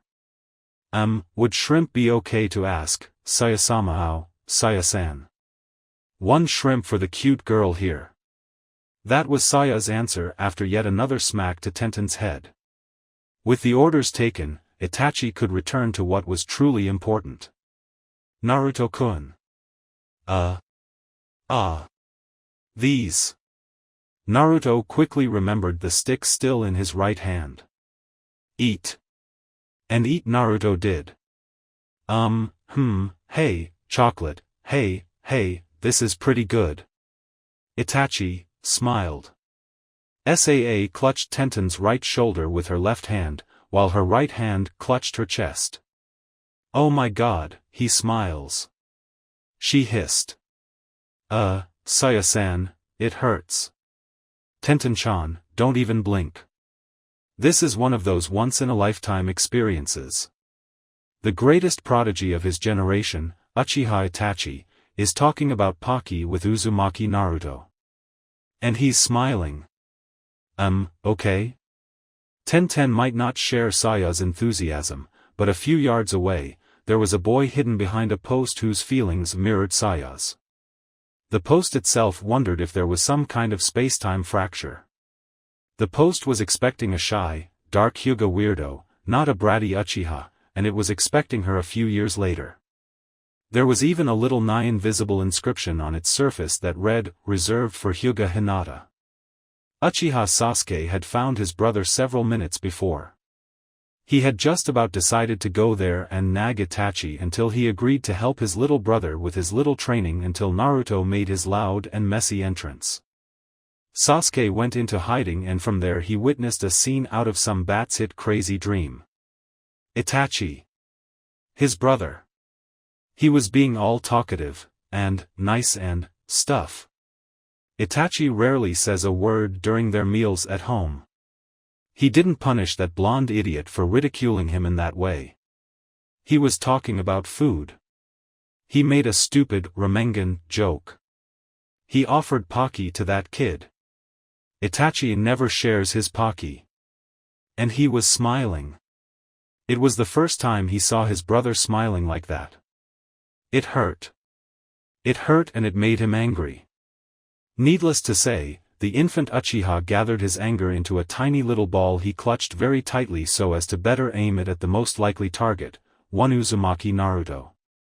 Hey, you! Saya and Tenten immediately turned to face the newcomer. Itachi groaned and pondered the possibility of replacing himself with a shadow clone. But I'm still hungry.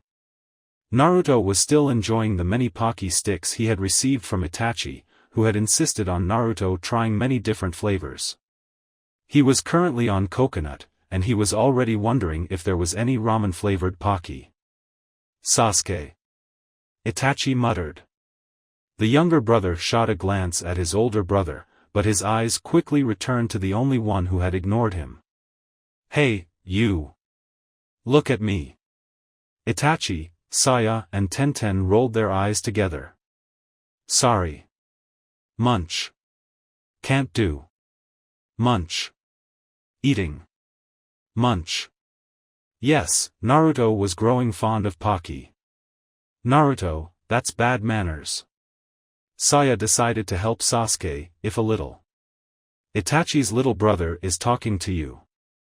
Naruto won't disobey Saya. Quickly swallowing the last stick, mango, he looked up at Itachi's direction. You have a brother, Itachi. Sasuke twitched. How could his brother accept such familiarity from this non-Uchiha? Itachi sighed. He could see the direction this was going to. Yes, Naruto-kun. This is my brother, Sasuke.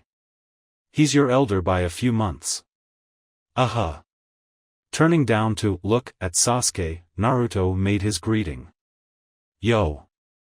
Sasuke clenched his little fists. Was this guy trying to make fun of him? Take off the bandages. A gesture from Saya stopped Tenten from speaking her mind. Naruto-kun is blind, Sasuke. Itachi explained. He didn't like explaining things. It wouldn't make any difference. Yeah. Sorry. Naruto said plainly. His nostrils were warning him that his lunch was approaching him. Nah, Itachi, do you have one more of those pocky things for me before we get our ramen? Itachi was all smiles after that. Saya and Tenten had to admit, it was mesmerizing. Of course. Try yogurt pocky. Where does he get all that pocky from? Tenten whispered. Saya shrugged. Probably storage seals of some sort. Tenten made a mental note to ask about storage seals at home or at the academy. Sasuke's temper was reaching its limit. Fate was already working towards the worst possible result. I hate you. The pocky stick in Naruto's right hand stopped halfway to his mouth. Join the club. Almost everyone I know hates me. Almost everyone who doesn't hate me is right here right now. Look around for the Naruto Haters Club, I don't know where they meet. Tenten placed a comforting hand on Naruto's shoulder after some encouraging from Saya, who had bitten her lower lip. This kid, he has so much darkness in his heart, yet he still smiles like that. How do you do that, Naruto? Itachi hned. In a way, he might already be stronger than me. Fortunately, Itachi and his daughter arrived to lighten the mood. 4 bowls of ramen ready to go. Naruto immediately turned his back to Sasuke, ready to engorge. Only 4. He joked, and the joke didn't escape the old ramen cook. 1 bowl at a time, Naruto, 1 bowl at a time.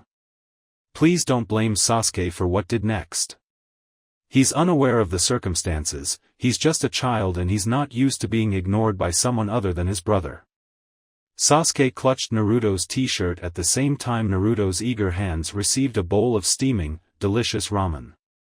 Don't ignore me. The young Uchiha complained as he pulled. Time seemed to flow slower. Naruto, unable to see what happened, could only feel how the bowl slipped out of his hands. Everyone else watched the beautiful parabolic curve the bowl made as it crossed the air, and how inertia pulled the bowl's contents out of its grasp. The bowl moved in one direction, the toppings let gravity drag them to the ground. The ramen flew straight, to Itachi's face. Clunk. Clunk. Clunk. That was the sound of the bowl bouncing 2 times before reaching halt on the ground right outside of the restaurant. That Naruto could perceive, soon followed by the splashing sound of ramen falling from the air, and from Itachi, who was starting to hate ramen and not for its taste. The silence persisted as those present awaited Naruto's reaction. The blonde, after several seconds of doing absolutely nothing, very slowly turned around to look at Sasuke. The younger Uchiha tensed his body, ready for anything. Naruto took deep, slow breaths. Silence. 2 small hands wrapped around Sasuke's neck and squeezed. Temii. Naruto roared as he lunged at his to-be rival. The 3 customers, the cook and his daughter watched the childish scuffle in stunned silence for a moment. Surprisingly enough, Ayam was the first to speak. Well, I kinda expected that. Itachi nodded. Saya looked at Naruto delivering a mean right hook before the 2 little combatants stood up as one. Oof, that's got to hurt. Saya muttered. Naruto's left hand clutched the hem of Sasuke's blue t-shirt with a strong grip. Aren't you going to stop them? Saya asked Itachi, who slowly shook his head, drizzling drops of ramen all over the place. Sasuke wanted training. He gestured at the fight. There it is. You're mean, Itachi-kun. Saya added with a grin. Tenten was frowning. Sasuke-kun has been at the academy for a few months already. He has a better grasp of how to fight. We have to stop them or Naruto's tough, Tenten-chan. Saya interrupted. Even if Sasuke-kun lands more hits, Naruto hits harder. Haven't you noticed? Naruto's blind, yet he's managed to land several hits already. He can't see, but he's using his left hand to gain a reference of Sasuke's position. He's smart, Naruto-kun. Itachi commented. I still think we should stop them. Tenten muttered. Indeed, as she predicted, Sasuke was slowly gaining the upper hand. Naruto. A bowl of ramen is waiting for you. That was I am. Naruto threw Sasuke away like a ragged doll, showing that he had way more strength than you'd guess from his little body. Ramen. While there were a few bruises here and there, and his new clothes were dirted, Naruto seemed perfectly fine. 3 seconds later, he was swallowing noodles and gulping down soup as if there were no tomorrow. Once again, the others were relegated to watching him in stunned silence. They all stiffened when Naruto suddenly interrupted his meal. Oi, team! Sasuke, who looked as if someone had dropped a steamroller on him, growled. What? Naruto smiled and offered him his bowl. Want some? The younger Uchiha raised an eyebrow but, seeing no reason to deny Naruto, and too proud to evade confrontation, he joined the group at the counter. The ramen-soaked Itachi moved a seat to the left, allowing Sasuke to take the seat to Naruto's left. Taking a pair of chopsticks and burying them in the sea of noodles, Sasuke took a mouthful of Naruto's heavenly meal. Itachi resumed his own bowl. He had long given up on cleaning himself. He'd just take a long, cold shower. Tenten had an odd smile on her face. She'd never understand boys. Saia narrowed her gaze when she noticed the way Sasuke slowly chewed and swallowed. She tried to stop the inevitable, to no avail. Sasuke spoke again. I don't like this. Perfect stillness. Perfect silence. The world at a standstill. And then, motion. To me. I'm not stopping them this time. I am mumbled while grimacing at the scene the Uzumaki and the Uchiha were making in her father's ramen stand. Naruto's and Saiya's return to the Horizon grounds didn't go unnoticed. Hakapu Fuin Kekai was absolutely perfect in this aspect, and Shiki got plenty of warning of the two's arrival. Since Naruto and Saia weren't using the famous ninja dash or the just as famous ninja tree jumping, it would take a minute or so for them to reach the house. His hands, which had been moving on their own for quite a while already, finally stopped, eliciting prompt groans from the two-tailed twin Nikomata that lazily rested on his lap. 2 pairs of identical orange eyes looked up at him in blatant complaint. We're done for now. Shiki stated, and the 2 cats glared. Not enough. They declared as one. We're out of time. Not enough. They repeated. Shiki narrowed his gaze, but there was a grin on his face. It's never enough for you two. I've pampered you way too much. Not enough. The Nikomata didn't give a damn. Being caressed by their venerable master was their very own personal nirvana. They wouldn't renounce to it so easily. Besides, he always relented eventually, and that day wouldn't be the exception. Later today. I really need to work on Naruto right now. You understand, don't you? Naruto and Saia were already visible amongst the sea of trees. The cat's superior sight granted them a perfect view of Saiya's scowl under the shadows created by the many trees. Standing up and stretching their identical black bodies the way only cats do, the two decided to pull a little prank before leaving.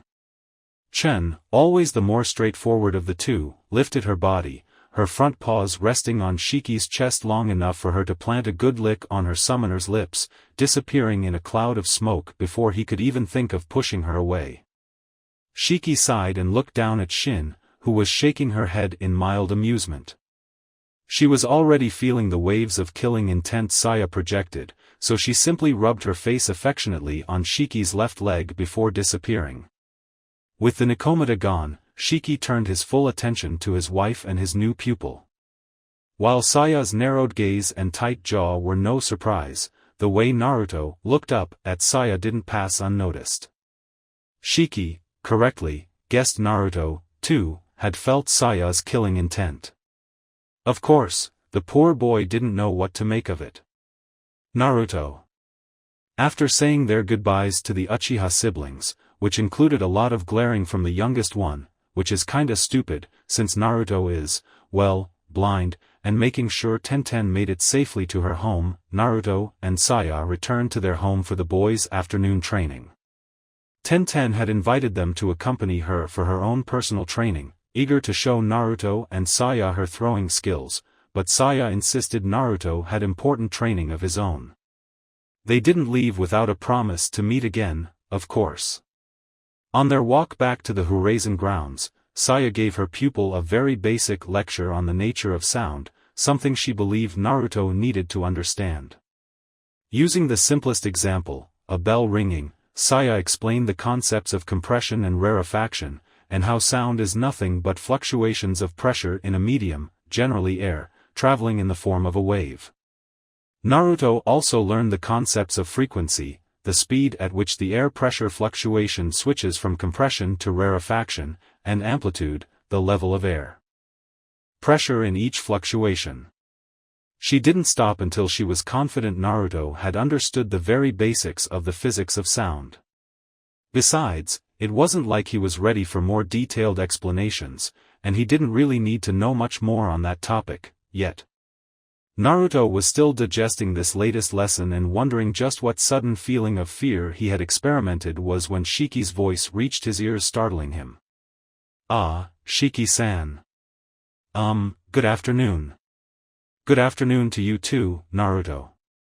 I apologize for not greeting you this morning, but I had very urgent business with the Hokage." "Nah, that's cool." The boy quickly dismissed Shiki's excuses. "Did you have lunch already, dear?" Shiki winced under his wife's disturbing grin and the odd inflection in her voice. "No, I haven't." Saia rolled her eyes before resting her left hand on Naruto's hair. "Well, kid, since my husband here isn't even capable of preparing himself a decent meal." Shiki groaned. Of course he knew how to cook, he just would rather eat something made by his lovely, to his eyes mostly, wife. "It seems you'll have some free time while I fix up something for him. Why don't you wash your teeth and face?" "Sure." Shiki was quick to let Naruto know that his few belongings had already been brought from his apartment. He also made a few comments on Naruto's new clothes. Naruto made sure to memorize the shape and weight of his toothbrush when compared to the other two. The last thing he wanted was screwing up and accidentally using Shiki's or Saia's. A while later, while Shiki ate the simple meal Saia had quickly prepared for him, he noticed his wife's very subtle hand signals, calling him over to the kitchen. "Look at him," she said when Shiki got close enough, her voice barely audible to ensure only Shiki heard her. Shiki obviously did as told. After washing his face, teeth and hands as suggested, Naruto, having nothing else to do, decided to sit under the doorframe of the house's main entrance, leaning against the same doorframe in a way that allowed the couple to look at his left profile. Unable to see anything, Naruto was immersed in thoughts of his own. It wasn't very difficult to figure out the kinds of thoughts in his head. It happened this morning, too. The moment he's left alone, the moment he gets some time to think, I tried to keep him busy, and I'm sure he really had fun, but, when we were at the store, when I was talking to Ken-kun and Maria-chan and Tenten-chan was preparing breakfast, he was alone, and he had the same expression. Shiki remained silent for a while, watching the stone-faced expression on Naruto's profile. We can only imagine what he feels, what he is thinking. He has lost something immense, something he will never recover. There's nothing we can do about that. There is only one thing we can do. Come. Naruto's ears quickly warned him of Shiki sitting down by his left. It didn't warn him of Saia pulling him up by holding him under his armpits. A few seconds later, he was sitting on her lap, her back pressed against the surprisingly firm mounds of her borderline B cups. Training time? Shiki shook his head. The falsity and sheer emptiness of Naruto's words and expression was unmistakable. Nah, not yet, boy. I want to talk for a while. Naruto frowned. He didn't want to talk. Just like he didn't want to enjoy the feel of being hugged with authentic kindness and tenderness. However, it was obvious he didn't have a choice. It still hurts, doesn't it? It more like itches under the bandages. Shiki narrowed his gaze, even if Naruto couldn't see him. Knock it off, boy. I know you are not that stupid, and I know you know what I meant. Naruto's only reaction was lowering his head and remaining awfully quiet. Kid, now is when I would offer all sorts of comforting words, saying I understand how you feel and crap like that. I won't. Saya stayed silent, waiting for her husband to finish. While she couldn't agree with his choice of words, she knew him better than anyone. She'd wait. She could always scold him later. I'll be completely honest with you, kid. Your life so far has sucked. Totally. And I'm sure you agree with me. Naruto's tense body told Shiki the boy definitely agreed. Saya and I have had our share of bad moments, but your life has been terrible since the day you were born. And what happened yesterday was just inexcusable. What happened to you was something no person should ever have to go through, especially not a child.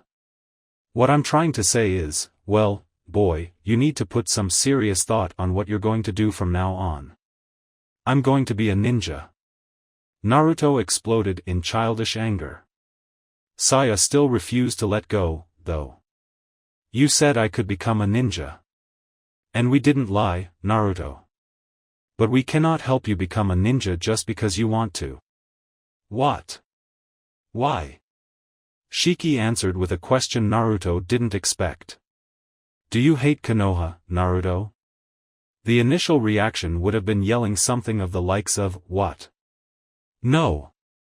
In fact, he was about to, when an overwhelming avalanche of memories assaulted him. Putting some thought into it, Konoha was a really, really crappy place.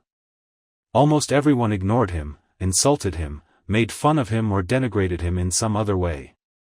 He had no friends his age. Most of the people he could think of as his friends he had met in the last 24 hours. The list was pretty damn short, actually: Old Man Hokage, Old Man Tuchi, Ayam-chan, Shinobu Nizan, Saia-nichan, Ten-chan, Itachi and Mr. H. Maybe, just maybe, Shiki-san. Ino-chan seemed a nice girl, but they hadn't really talked at all. And there was the ramen-hating idiot, Sasuke. Seriously, there is something terribly wrong with the Uchiha clan. How could he possibly not like ramen? Really, in Naruto's mind, Itachi seemed to be the only decent and sane Uchiha. Back on topic. Long story short, Naruto was wondering, did he really not hate Konoha? He had every reason to hate the hidden village. However, I hate the people who hate me. They either ignore me or insult me. If they insult me, I insult them back. They leave me alone after a while. If they ignore me, well, I don't do anything. I don't really care anymore. I hate the bastard who did this to me, too. Too bad he's dead. I want to kick his ass. Shiki didn't like the harsh tone of Naruto's voice. You still haven't answered my question. I didn't? I hate the people who are bad to me. I like the people who are nice to me. Shiki nodded. He guessed that was the most he would get from Naruto. Naruto, a shinobi of Konoha, is a tool of Konoha. A tool for the Hokage's use. If you become a shinobi, you will have to protect the Hokage and his people. Even those who hate you and treat you badly. Can you do that? This wasn't really new knowledge for Naruto. He had always been aware of this, to a point. He just never had anyone so bluntly telling him this he already knew, until that moment. Of course, Naruto's quick yet childish mind had an answer for Shiki's question. Working for the old man doesn't sound that bad. Maybe I can get him to tell me about my parents that way. And if I have to protect everyone, that means I get to take care of all the people I like, so it's okay. If I also help the people who hate me, they might start to like me, too. And if they don't like me even if I protect them, that makes them total bastards. Why should I care about total bastards liking me? Saia was holding her laughter. Raw logic at its finest, husband dear. What? Nothing, Naruto. Saia muttered sweetly as she patted Naruto's head, much to his discomfort. Shiki had to agree with his wife. Naruto's arguments were a basic exposition of simple, flawless logic. Naruto wanted to be a shinobi, that's certain.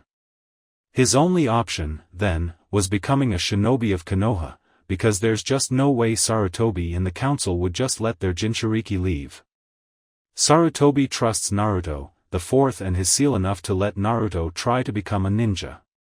And Shiki trusted Naruto would be able to perform his duties as a shinobi. Neither Sarutobi nor anyone else had anything to fear from Naruto. He wasn't gonna go psycho and kill everyone in his way anytime soon. Naruto's motives might not be the most altruistic. In fact, they were quite selfish. However, who said ninjas were honorable or altruistic? Naruto wasn't really power-hungry, well, he was, just not for a bad reason. Wanting to become a ninja to gain respect and acceptance isn't much worse than doing it for the sake of one's clan. Some even did it for the chance to travel and see new places, as ridiculous as it sounds. Naruto wouldn't be Hokage material anytime soon, but he could be a damn fine shinobi. I'll make sure of it, I owe it to you, to the fourth, and to the one inside you, I guess. Alright, say it again, Naruto, why do you want to be a ninja? To be strong. That was the immediate objective. Respect, acknowledgement, all those things would come with time. For Naruto, to be strong meant a lot more than what those three words obviously suggest. For Naruto, strength was a synonym of accomplishment, satisfaction, and fulfillment. Naruto felt incomplete, far more so without his eyes, and only the strength to stand up for himself would give him that sense of completion he so desperately needed. He wanted the acceptance of others, but, unconsciously, he also wanted to prove he didn't really need it. Naruto is stubborn like that. Then, Shiki stood on his 2 feet, pulling Naruto away from Saiya's embrace to make him stand up, too. What do you say about us making you strong? Naruto beamed, and Saia once again regretted the loss of his eyes. Alright. It won't be easy, Naruto. Saia and I both are harsh teachers, and the training will be very tough. Bring it on. You think you can handle it? Ha! You don't know Uzumaki, Naruto. I'm going to show you. I'm going to show everyone. I'll be strong. I'll kick ass. I'll be the best Konoha has ever seen. The best ninja in Konoha. Shiki eyed his wife, who returned the look with a grin that reminded him of his overly affectionate Nikomata. He shuddered. Naruto, the best ninja in Konoha, is called the Hokage. Hokage? The trio remained silent for a few seconds. Shiki and Saia could almost hear the wheels grinding in the boy's little head. Sure, why not? Can you imagine the looks on their faces if I became Hokage? Shiki's sweat dropped at the sight of his wife snickering. Apparently, she could. Naruto, that's not a very good reason to become Hokage. The boy pouted. Alright, no Hokage. But I'll still show everyone not to mess with me. They'll be sorry they've been such jerks all this time. The boy's mood completely renewed. Shiki asked him to wait while he finished his meal and washed his face and teeth. Naruto nodded eagerly, looking forward to whatever Shiki had in store for him that afternoon. He even called Shiki, Shiki-sensei, a habit that would never fully disappear. However, Shiki's plans were abruptly truncated by his own wife of all people. Before he could sit back on the dining table to finish his already cold meal, he felt himself being dragged by an overwhelming force. Saia only let go of him after the two locked themselves in their bedroom and Saia had him pinned against the locked door behind him. I didn't know you could be so fatherly. You were amazing. Shiki didn't like the hungry look in his wife's green eyes. Well, not that he really disliked it, in fact, he loved it, but… Saia, not now. You. Me. Bed. Now. Shiki rolled his eyes. Seriously, his wife picked some moments. Since when are you aroused by me being a responsible adult? Saia was already nuzzling against her man's neck. Since ever. Why do you think I fell for you in the first place? For my good looks and undeniable charisma? Nuzzling had become nibbling. Among other things, you talk too much. Ah, so you noticed. A second later, he was pinned to the bed, and a pair of hungry eyes stared down at him. No more talking. I really need to get back to Naruto. He can wait. But what if he hears? I mean, you're really loud. Privacy seals. I don't really think this is the best he never got to finish the sentence. A while later Saia was screaming at the top of her lungs in unbridled ecstasy. Thank Kami for privacy seals. 20 minutes later, when Shiki emerged from the master bedroom leaving behind a half-awake, half-asleep Saia on the bed, his attention was claimed by the most random tune he had ever heard. In fact, it wasn't even a tune. It was just a bunch of musical tones picked randomly. I take it you have met the piano, Naruto. The boy, caught in flagranti, quickly let go of the bulky instrument and offered an apologetic look at his teacher, or at least as apologetic as you can look with your eye sockets bandaged. On his part, Shiki was for the first time grateful for Naruto's blindness. His messed up hair and clothes and his sweaty, flushed face made quite the embarrassing sight. Sorry. Naruto apologized sheepishly. He had pressed the keys accidentally and he had spent the last 5 minutes amused by the strange music-making piece of furniture. Don't be, I don't really care. Of course, it would be better if you could. Actually play it instead of that musical disaster you were just making. Ehehe. Naruto was a bit embarrassed, and Shiki was shaping a curious mental image, Uzumaki Naruto, piano virtuoso. That would be a sight to behold. What? Nothing, kid. Follow me. Shiki guided Naruto out of the house. Unlike Saia, Shiki didn't bother holding Naruto's hand. It wasn't a problem, the boy was already acquainted with the place, and he had little trouble following Shiki's footsteps. Sensei. Yes? What does Saia-nichan do while we train? Enjoy the afterglow? Well, she's a housewife. I guess she has house chores to do. If she doesn't, she'll tend to the plants and flowers. If the plants and flowers do not need attention, I guess she will practice. Practice?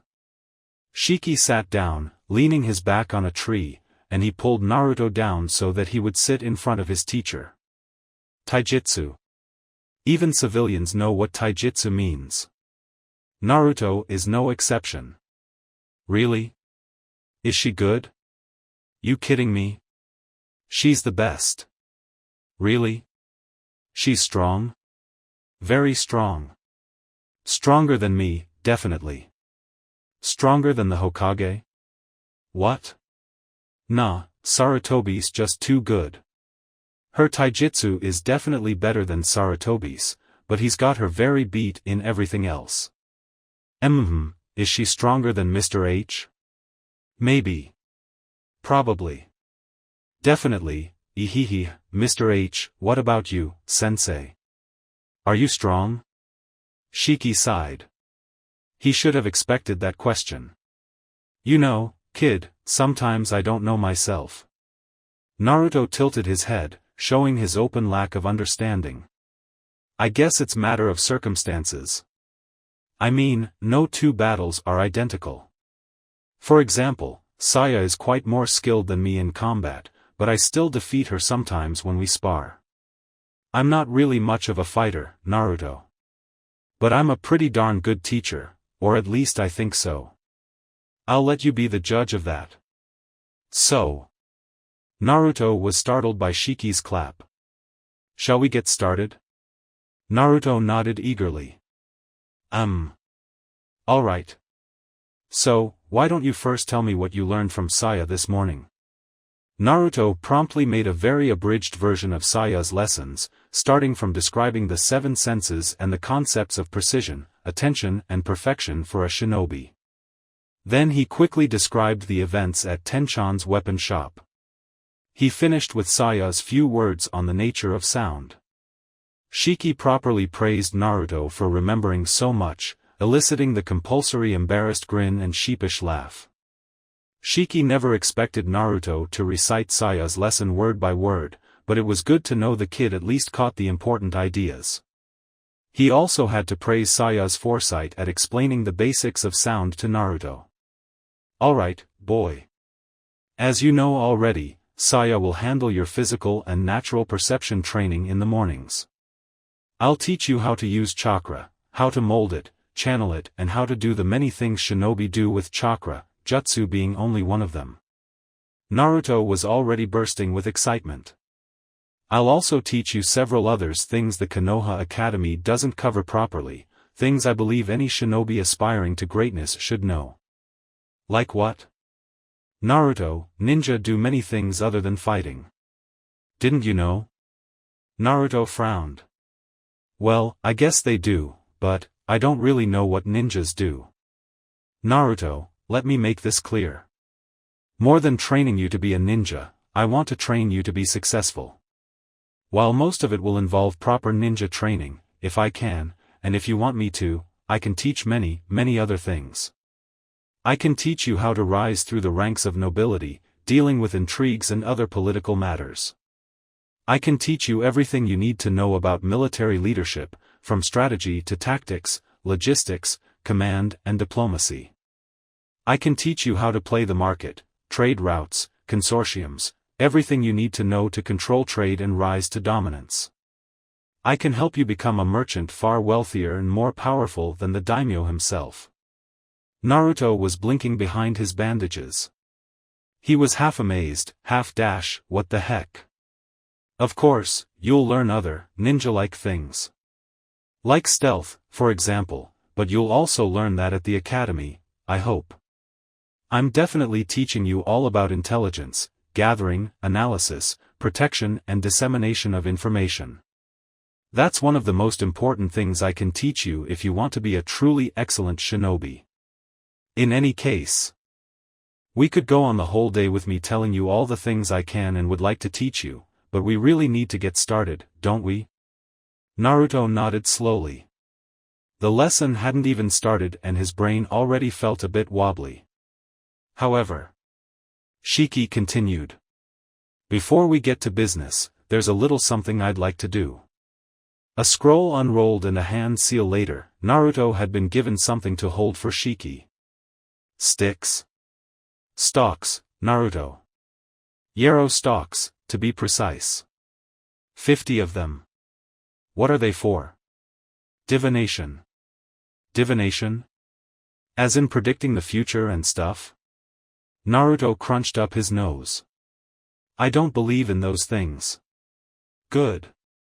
Neither do it. I firmly believe your future is something shaped by you and those around you. I said they're used for divination, but I'll just use it to figure out your hexagram. My what? Naruto's question prompted the first of Shiki's many lengthy and borderline impossible explanations.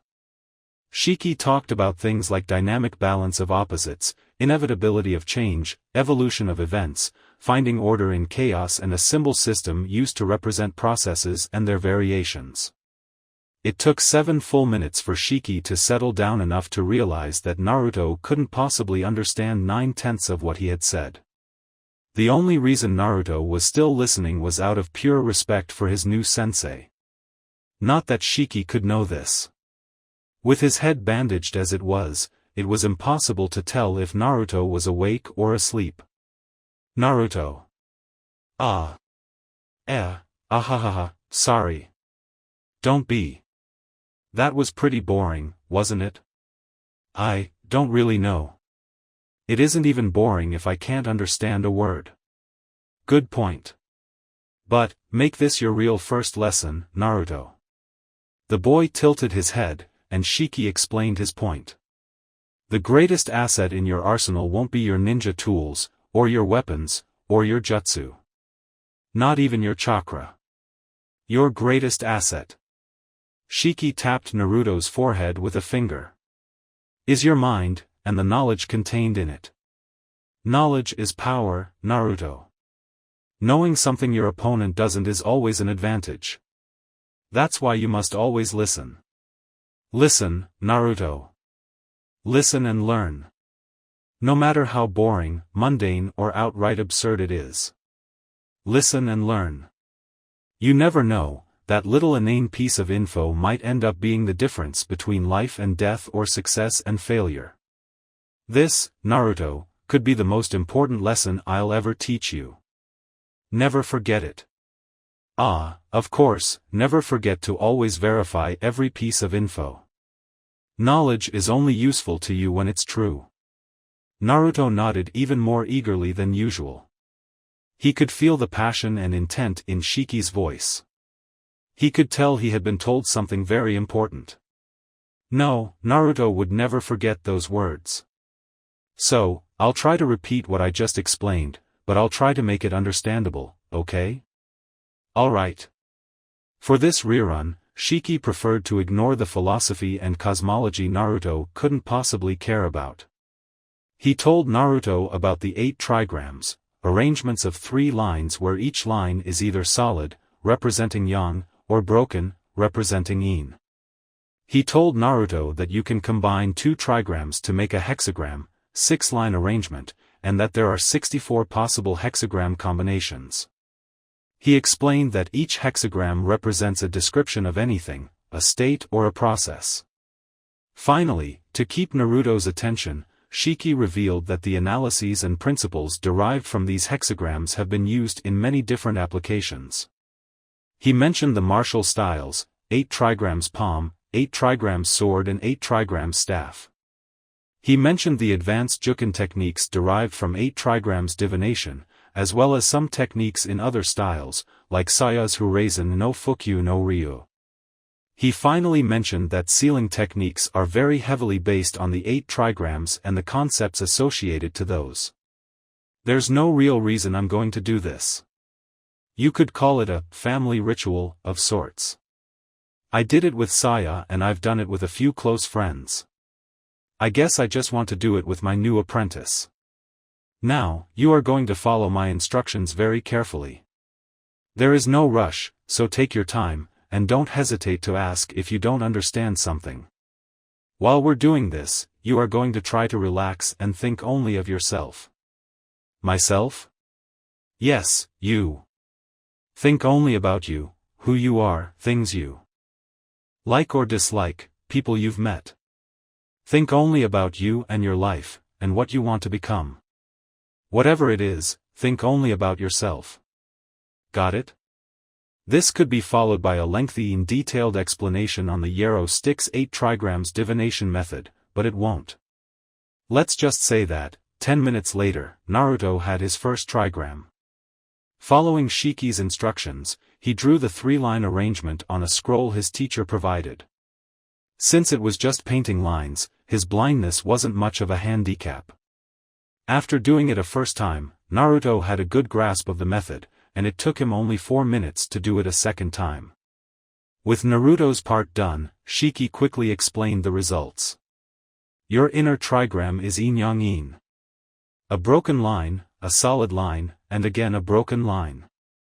This is Kan, the gorge, associated with the element of water. Your outer trigram is yang-yang yin. This is Sun, the ground, associated with the element of wind. Wait, ground and wind? Then what about earth? That would be Kun, the field. Kun is associated with earth. Just to let you know, Kun is one of mine and Saiya's trigrams. Anyway, Naruto. Together, your 2 trigrams make the hexagram Huan, which represents dispersion and dissolution. What does that mean? It could mean anything, Naruto. The only thing that is certain is that you are a force of endings. Endings?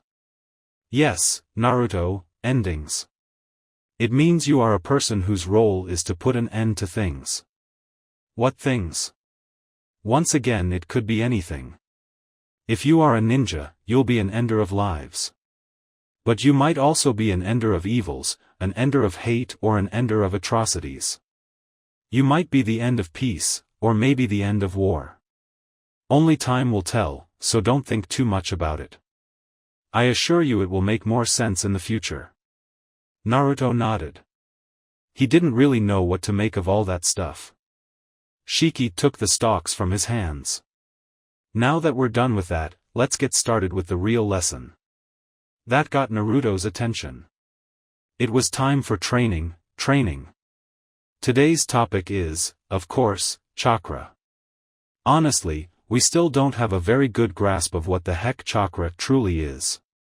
Honestly, most people don't even care. Ninjas only need to know how to use it, not what it is. The only exceptions to this are medic nines and seal masters. Both need a very profound understanding of the nature of chakra to be able to use their most advanced techniques. Currently, the best study of the nature of chakra is a little book appropriately named, Of the Nature of Chakra, written by my wife Saia and her prized apprentice Tsunade a few decades ago.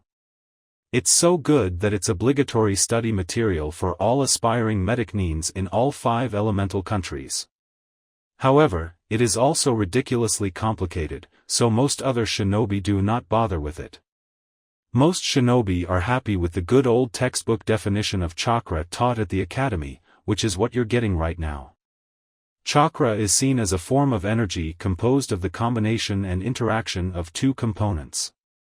The first is the body energy, the energy that our cells store, the energy we call stamina. It's the energy we deplete when we work and make physical and mental effort, and the energy we replenish by eating and resting. With me so far? When Naruto nodded, Shiki continued. The second component is something we call spiritual energy. We still aren't completely sure of what this spiritual energy is, because, unlike body energy, we cannot really measure it. We can't tell when we have lots of spiritual energy or when we are running out of it.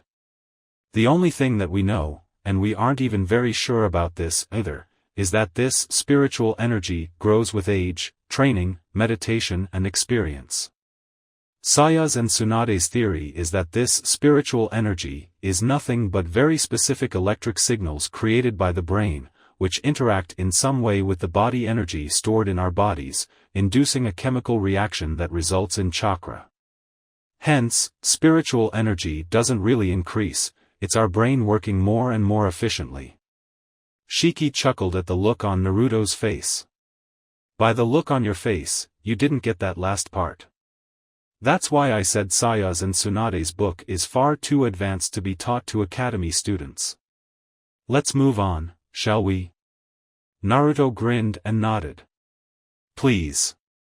The rest of the lecture flowed a bit more smoothly, as Naruto already knew some of the things Shiki mentioned. They were many of the things the common folk know about shinobi and their skills. Shiki told Naruto that shinobi channeled chakra to perform feats impossible to the common human, which led to a description to the most popular things ninja did with chakra. He began with body reinforcement, how chakra can be used to increase your strength, speed and balance, among other things. This led to mentioning taijutsu styles that rely on chakra, with the immediate examples being juken. Before moving on to genjutsu, Shiki told Naruto about jutsu ranks, the scale that establishes which jutsu are more advanced than others, starting from E rank or academy rank, as some call them, to the supreme S rank, which comprises almost impossible to use jutsu and jutsu so powerful they're often as harmful to the user as they are to the targets. He also briefly mentioned hidden jutsu, which include the secret techniques of individual clans, and jutsu which depend on a bloodline limit to work. When Naruto asked about bloodline limits, Shiki chose to take a rain check on that question, promising to answer it the next day. Shiki also gave Naruto a few words on kenjutsu, forbidden jutsu, jutsu that are either extremely harmful to both victim and user or jutsu that dabble on dark, malign forces. For these reasons, kenjutsu tend to be S-rank techniques, too. Then followed genjutsu, the manipulation of the nervous system's chakra to alter the way the brain and the body processes the information from the human senses. Basically, the genjutsu user fools your senses, making you see, hear, smell and feel things that aren't there. This form of illusion is called phantasm, and most genjutsu are in this form. Which leads to an interesting detail concerning you, Naruto. Genjutsu manipulates your body's chakra to tamper with the information sent to the brain by the senses. This means that even a blind person can be affected by a visual illusion, because his eyes are still sending information to the brain, even if this information is all black. Of course, using visual illusions on a blind person is beyond stupid. After all, if you make a blind person see things, it will be obvious to him that it's not real. However, there is an exception to this. You are not only blind, Naruto. You don't have eyes, and Saia sealed your optic nerves when she removed what was left of your eyeballs. This means your brain is not receiving any information from your eyes, because they aren't there. Hence, there are no electrical signals for the genjutsu to tamper with. See where I'm going? Genjutsu can't affect me. Visual genjutsu can't affect you, Naruto. Your ears, nose, tongue and skin all work just fine. Awesome. Shiki smiled softly. Quite. Also, you must remember that this is only a form of genjutsu. There are techniques that deal with more obscure aspects of the human mind. Some genjutsu deal with memories, thoughts, fears and desires. In conclusion, genjutsu are very complicated and very dangerous techniques. While most of them can't kill you, many of them can make you wish they could. You must be very careful. Naruto would have been a bit more intimidated if he wasn't so amazed by all the cool things Shiki was teaching him. The next part of the lecture was, of course, ninjutsu. Shiki first dabbled on elemental ninjutsu. He explained the 5 elements and the relationships between them. There's no simple rule to figure out which jutsu is stronger. The closest thing to a rule would be, the jutsu that uses the most chakra has the higher chance of winning. Notice that I said, has a higher chance of winning, instead of will win. This is because the result of the confrontation of 2 jutsu also depends on the 2 elements involved. If 2 shinobi use the exact same jutsu, or different jutsu of the same element, it's simply a matter of who put more chakra on the techniques, unless one of the jutsu has some sort of special effect that gives it an advantage, but that would be a very specific case. Now, when you have 2 jutsu of different elements, things get a bit more complicated. The interactions between the 5 elements aren't as simple as rock paper scissors.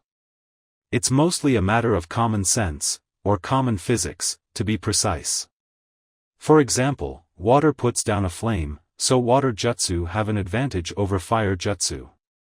Earth grounds electricity, so earth jutsu are perfect defenses against lightning jutsu. Wind fans the flame, so katan has an advantage over futon. Things like that. Beyond that point, it's all a matter of circumstances. Earth is a pretty decent defense against pretty much anything, but all elements can break through an earth defense with enough power. Lightning is the best in piercing damage. For slashing and blunt damage, wind is the way to go, though. If you want explosions, you go with fire. Things like that. It's something that you learn with experience. Often painful experience, actually. Shiki finished the lecture by mentioning the more uncommon chakra-based techniques, like puppetry, medical jutsu and sealing jutsu. Now, kid, you are going to try to mold chakra. Get up. When Naruto jumped up, the teacher continued. Don't expect to get it right the first try. Few people do it. There's no real method to mold chakra. You either get it, or you don't. It's mostly a matter of will. Like with Jutsu, visualization helps. Try to imagine chakra, even if you don't really know how it is. Concentrate, just like you did with the yarrow stalks, but, instead of focusing on your memories, focus on your body. Try to feel every single inch of your body, and try to feel the chakra taking form deep inside and flowing like a river. Naruto had no eyes to close, but he unconsciously let his eyelids drop. He heard Shiki's voice as he offered advice. Don't clench your teeth like that, your muscles are too tense, try to relax, there is no rush, Naruto, some people take weeks to figure this out, patience, boy, frustration only leads to mistakes, you can sit down when your legs get tired, we have the whole afternoon. It actually took Naruto 2 full weeks to be able to mold chakra. Shiki was stunned the day Naruto showed him he could do it. Naruto released so much chakra it was visible to the naked eye. That not only showed the true extent of Naruto's incredible chakra reserves, it also showed he would have lots of problems with chakra control unless something was done. After that, Naruto spent a few more days working on chakra channeling, controlling the flow of chakra within the body. Naruto was happy to see this was a lot easier than molding it. Of course, once he did it once, molding chakra wasn't any trouble either. At one point during these 3 days, Shiki did the standard elemental affinity test. When Naruto showed to be attuned to wind, Shiki didn't know whether to dance in joy or beat the shit out of the brat for his insane luck. That same day, Shiki shared Naruto's progress with the Hokage. Sarutobi had been quite busy those 2 weeks, but, then again, the Hokage is always busy. What little free time he had, the old Hokage had spent it with his son Asuma. Father and son had been discussing Asuma's return to active military duty as a Konoha shinobi, after several years of directly serving the daimyo at the fire capital. They hadn't reached a complete agreement and Asuma wanted to stay at the capital a while longer. In any case, when Shiki gave the news to the Hokage, old Sarutobi knew he had delayed his visit for too long. That weekend, Sarutobi took a day free, leaving his loyal advisors in charge, of course, to visit the Horizon family grounds. He approached quietly and stealthily, his steps light like a feline's, making sure his scent wouldn't reach Naruto's nostrils. Sarutobi wanted to watch Naruto unnoticed for a while. He wanted a glimpse of Naruto's new life. It wasn't very difficult for him to do this. He is the Hokage, after all. Saya and Shiki shot knowing looks at the Hokage, as well as to the particularly bulky scroll he carried with him. While Naruto's afternoon training progressed slowly, Naruto's morning training was different, to say the least. He quickly realized their visit to the village the first day was the exception rather than the rule. Other than that eventful first morning, Naruto and Saya had gone to the village proper twice more, but Naruto hadn't met any of his few friends in either of the 2 visits. The first, and so far only, thing Saya had taught him, and was still teaching him, was something she called haksha, 8 trigrams palm. Trigrams here, trigrams there, Naruto quickly figured out he'd be hearing that word quite often from now on. This haksha consisted of a series of slow, flowing and very flexible movements and stances which Naruto had to memorize and repeat over and over again until boredom shut his brain down. Every effin' day. Naruto called it slow-mo taijutsu, and with good reason. He had complained a lot, he wanted Saya to teach him real taijutsu. A swift and very painful beating shut his mouth up. So, he reluctantly learned the painfully slow and boring haksha. Learning katas and stances was also an excruciating ordeal. Since Saya couldn't just show them to him, she had to literally grab him and move his limbs and body like a living doll into the appropriate position, over and over again until Naruto proved he could do them himself. Same with the movements.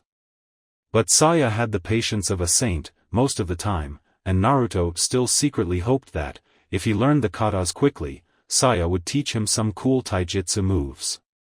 How was he supposed to know he was already learning the cool taijutsu moves? After Naruto devoted an hour or two to repeat over and over the few katas he had learned so far, 16 by the end of the second week, it was time for perception training, which was as weird as it was fun, most of the time. It was always very frustrating. Most of the time it was a very unfair version of hide-and-seek, with Naruto in charge of looking for Saia.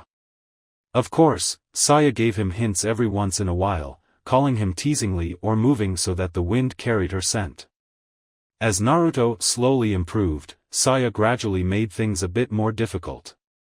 Being the evil bitch she is, she was fond of making simple traps if only for a few laughs when Naruto released a long string of curses whenever he was caught in one.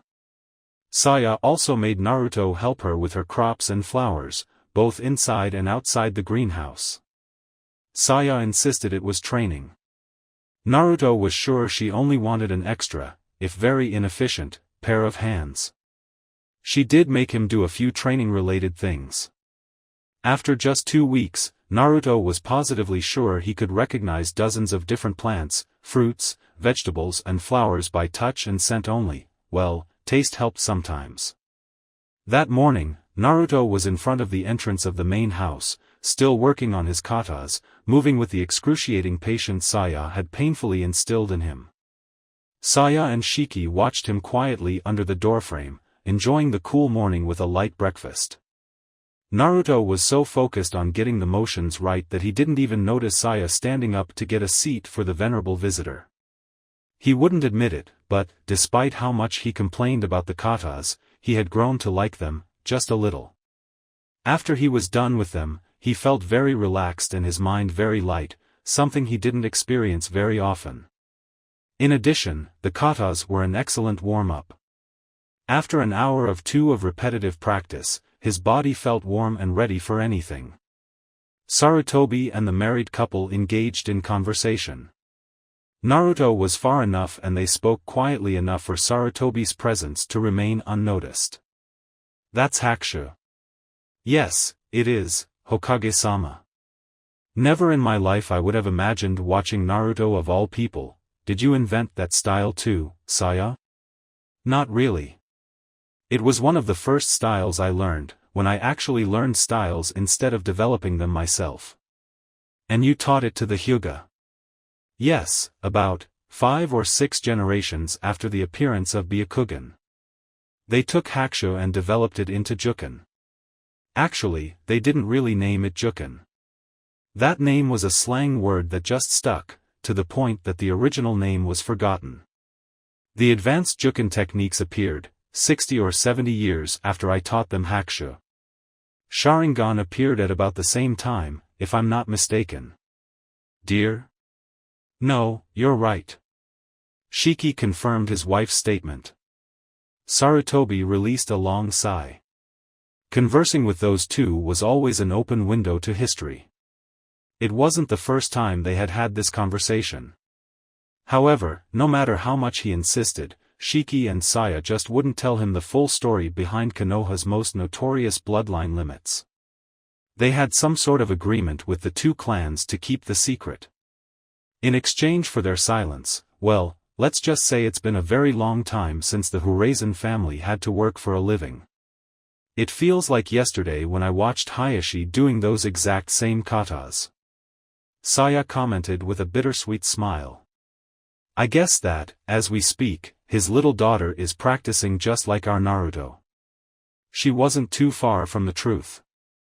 The only difference was that Hinata already knew many more katas than Naruto, 159, to be precise.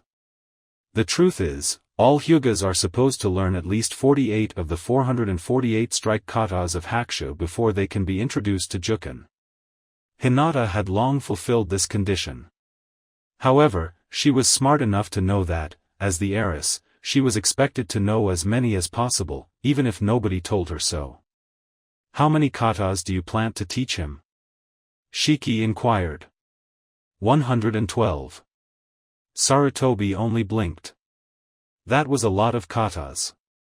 Shiki had another question. "The same 112 you taught me?"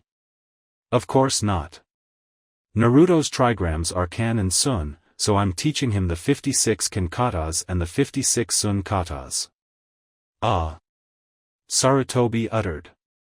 Speaking of trigrams, those clothes, he doesn't look bad in them, but... What's with the clothes? Saia retorted. He lives in the Horizon house, he trains under Horizon supervision, so he dresses like a Horizon. Indeed, Naruto had gone through an overhaul, courtesy of Horizon Saia. Just like the couple, Naruto was wearing a cheongsam. Under the main piece of clothing he wore a plain white t-shirt and black silk pants with orange lines on both sides, as well as a pair of orange wristbands. Naruto's cheongsam was identical to Shiki's but only in its basic shape. Unlike Shiki's dark blue, Naruto's is mostly white. It has, though, the same knot buttons arrayed at the right side, the same two tall side slits that will eventually allow access to leg holsters and the same long, flapping sleeves. It didn't have any lining, either. That's where the similarities ended. Naruto's cheongsam had orange piping along the collar, the cuffs and the lap rims. However, the most notorious feature of Naruto's new look was the dark blue, with orange borders, neck-wide vertical band that covered the full length of the cheongsam, from the collar to the lowermost edge near his ankles.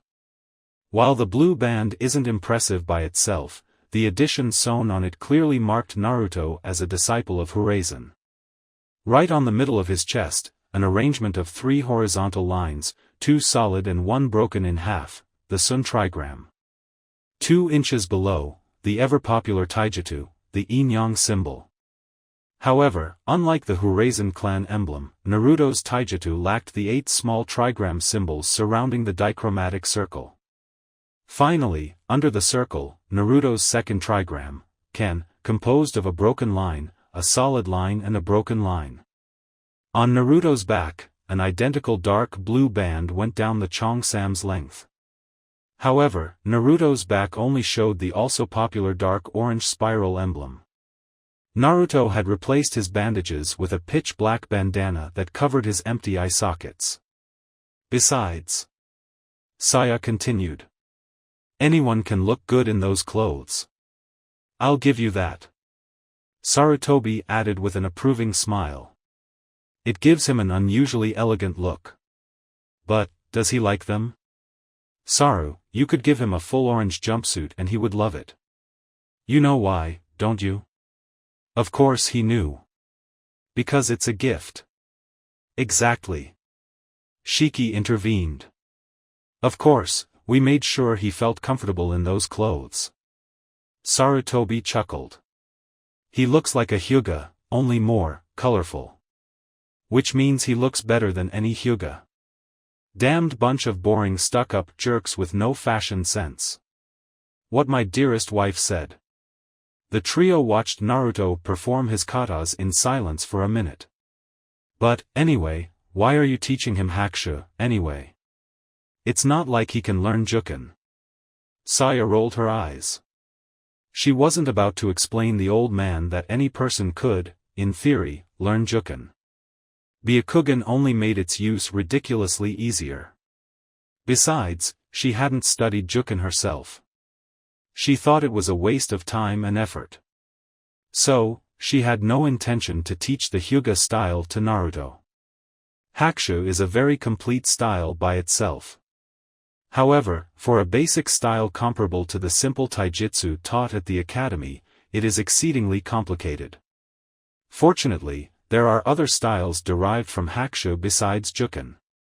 If Naruto shows enough skill, I might teach him one of those to complete his taijutsu training. Naruto isn't really a taijutsu specialist, so I don't really plan to teach him much. Only as much as he wants and can learn. Right now the plan is conditioning his body. Remember that, right now, his muscles and internal organs are overdeveloped while his bones are too weak. That's why I can't work him out the conventional way. Naruto told me he has been working out for the past 2 years, but, without an appropriate diet to complement his little training, it was doing him more harm than good. The slow movements of hakushu work like a charm, training his body without the risks of standard physical training. That's why I decided to study the style in the first place. It's a beautiful, graceful art that does wonders to your body and mind. I think Naruto will be greatly benefited by it.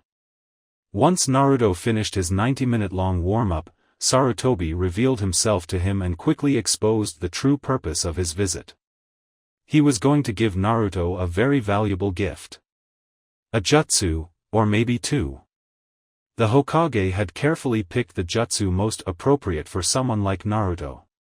When he finished describing what the jutsu was intended to do, Naruto was almost drooling. That's so cool. Naruto was thinking of the many hilarious ways he could use this jutsu in his pranks, and he wondered if he'd ever be able to pull prank again. Shiki, too, was smirking, a gesture unusual for him. You don't know half of it. The two elders spent a good part of the day teaching Naruto the advanced technique, Kage Bunshin no Jutsu, while Saya calmly watched Naruto's failed attempts. She knew the jutsu, too, but she saw no need to join the lesson. Shiki read aloud the notes on the forbidden scroll of Konoha technique several times before Naruto got the hang of the technique. He only managed to use the jutsu properly 2 or so hours after lunch. Alright. This is awesome. Naruto and his two shadow clones exclaimed simultaneously. Their smiles faded a bit, though. It would be better if we weren't blind, though. The clones added. Shiki and Sarutobi were rightfully impressed. They had read the scroll for him and showed him the unique hand seal used for Kage Bunshin. Throughout the day, Naruto only listened carefully to their reading, practiced over and over with little success and slumped down to think about who knows what before asking his two teachers to read the scroll again. He didn't ask questions. He basically absorbed the words in the scroll and somehow turned them into a jutsu. They both knew Naruto couldn't possibly understand terms like resonant corporeal lattice and feedback offset. Naruto had figured out how to make shadow clones without complete understanding of the instructions in the scroll. He had simply ignored the crazy terminology. Sarutobi decided not to look at a gift horse in the mouth. Shiki figured things were a bit easier when you have chakra to spare, like Naruto. Naruto, shadow clones are identical copies of you as you are the moment you activate the jutsu, which means they inherit any weakening or crippling wounds you might have, too. Of course, they also inherit your lack of eyes. They also possess copies of everything you carry with you, including ninja tools, weapons, clothes, and, of course, Magatama. Shadow clones are completely corporeal and capable of performing any task. They're a lot more fragile than you, though, and a strong enough blow will dispel them. Their possessions are just as fragile. Shiki continued Sarutobi's explanation. When you make a shadow clone, you expend a certain amount of chakra to create the body and then give this fake body a fraction of your remaining chakra. With time, the clone uses this chakra to maintain his body, until he runs out of chakra and disappears. Now, Naruto, remember the two components of chakra? Naruto and his clones nodded. Body energy and spiritual energy. Right. During the time these shadow clones exist, they gain knowledge and memories, they see things and record facts in their artificial minds. In other words, they gain experience. This experience, as you know, is the spiritual energy chakra is partially made of. What I mean is that the clone's spiritual energy actually improves. Of course, since shadow clones are so short-lived, this improvement is practically unnoticeable. The thing is, this extra energy is never expended by the clone, not even when he runs out of the chakra you gave it. When the clone disappears, this spiritual energy is set loose. In lack of better words, it doesn't have anywhere to go. It cannot simply dissipate because it's not natural energy. We could even say the world rejects this extra energy. So, this extra energy born of your clone's experiences instinctively looks for a place to go, the place where it rightfully belongs. Your head.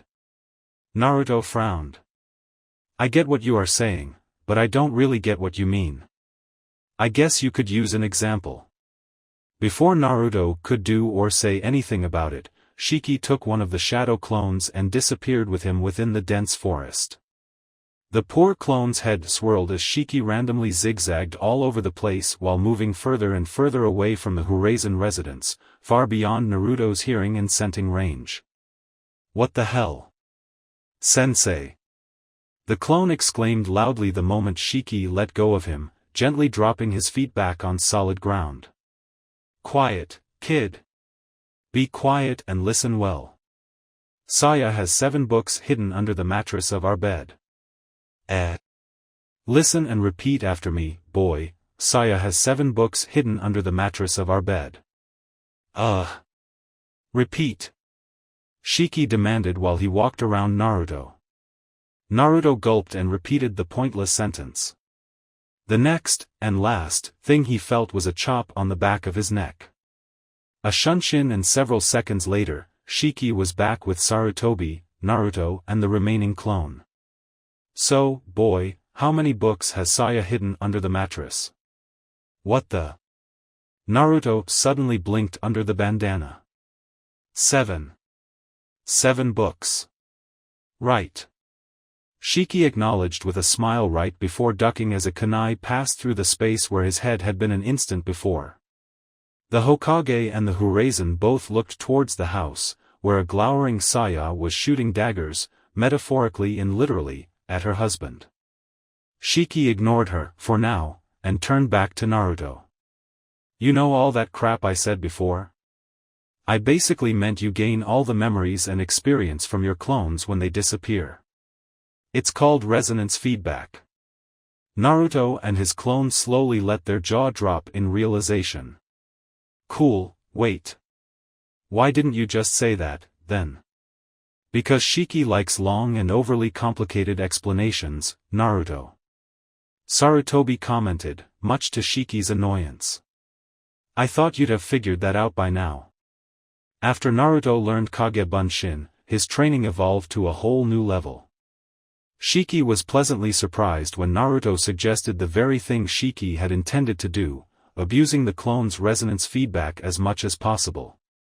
Once Shiki explained the dangers of feedback overload, dispelling too many clones simultaneously, overloading the brain with too much information, they pretty much went crazy.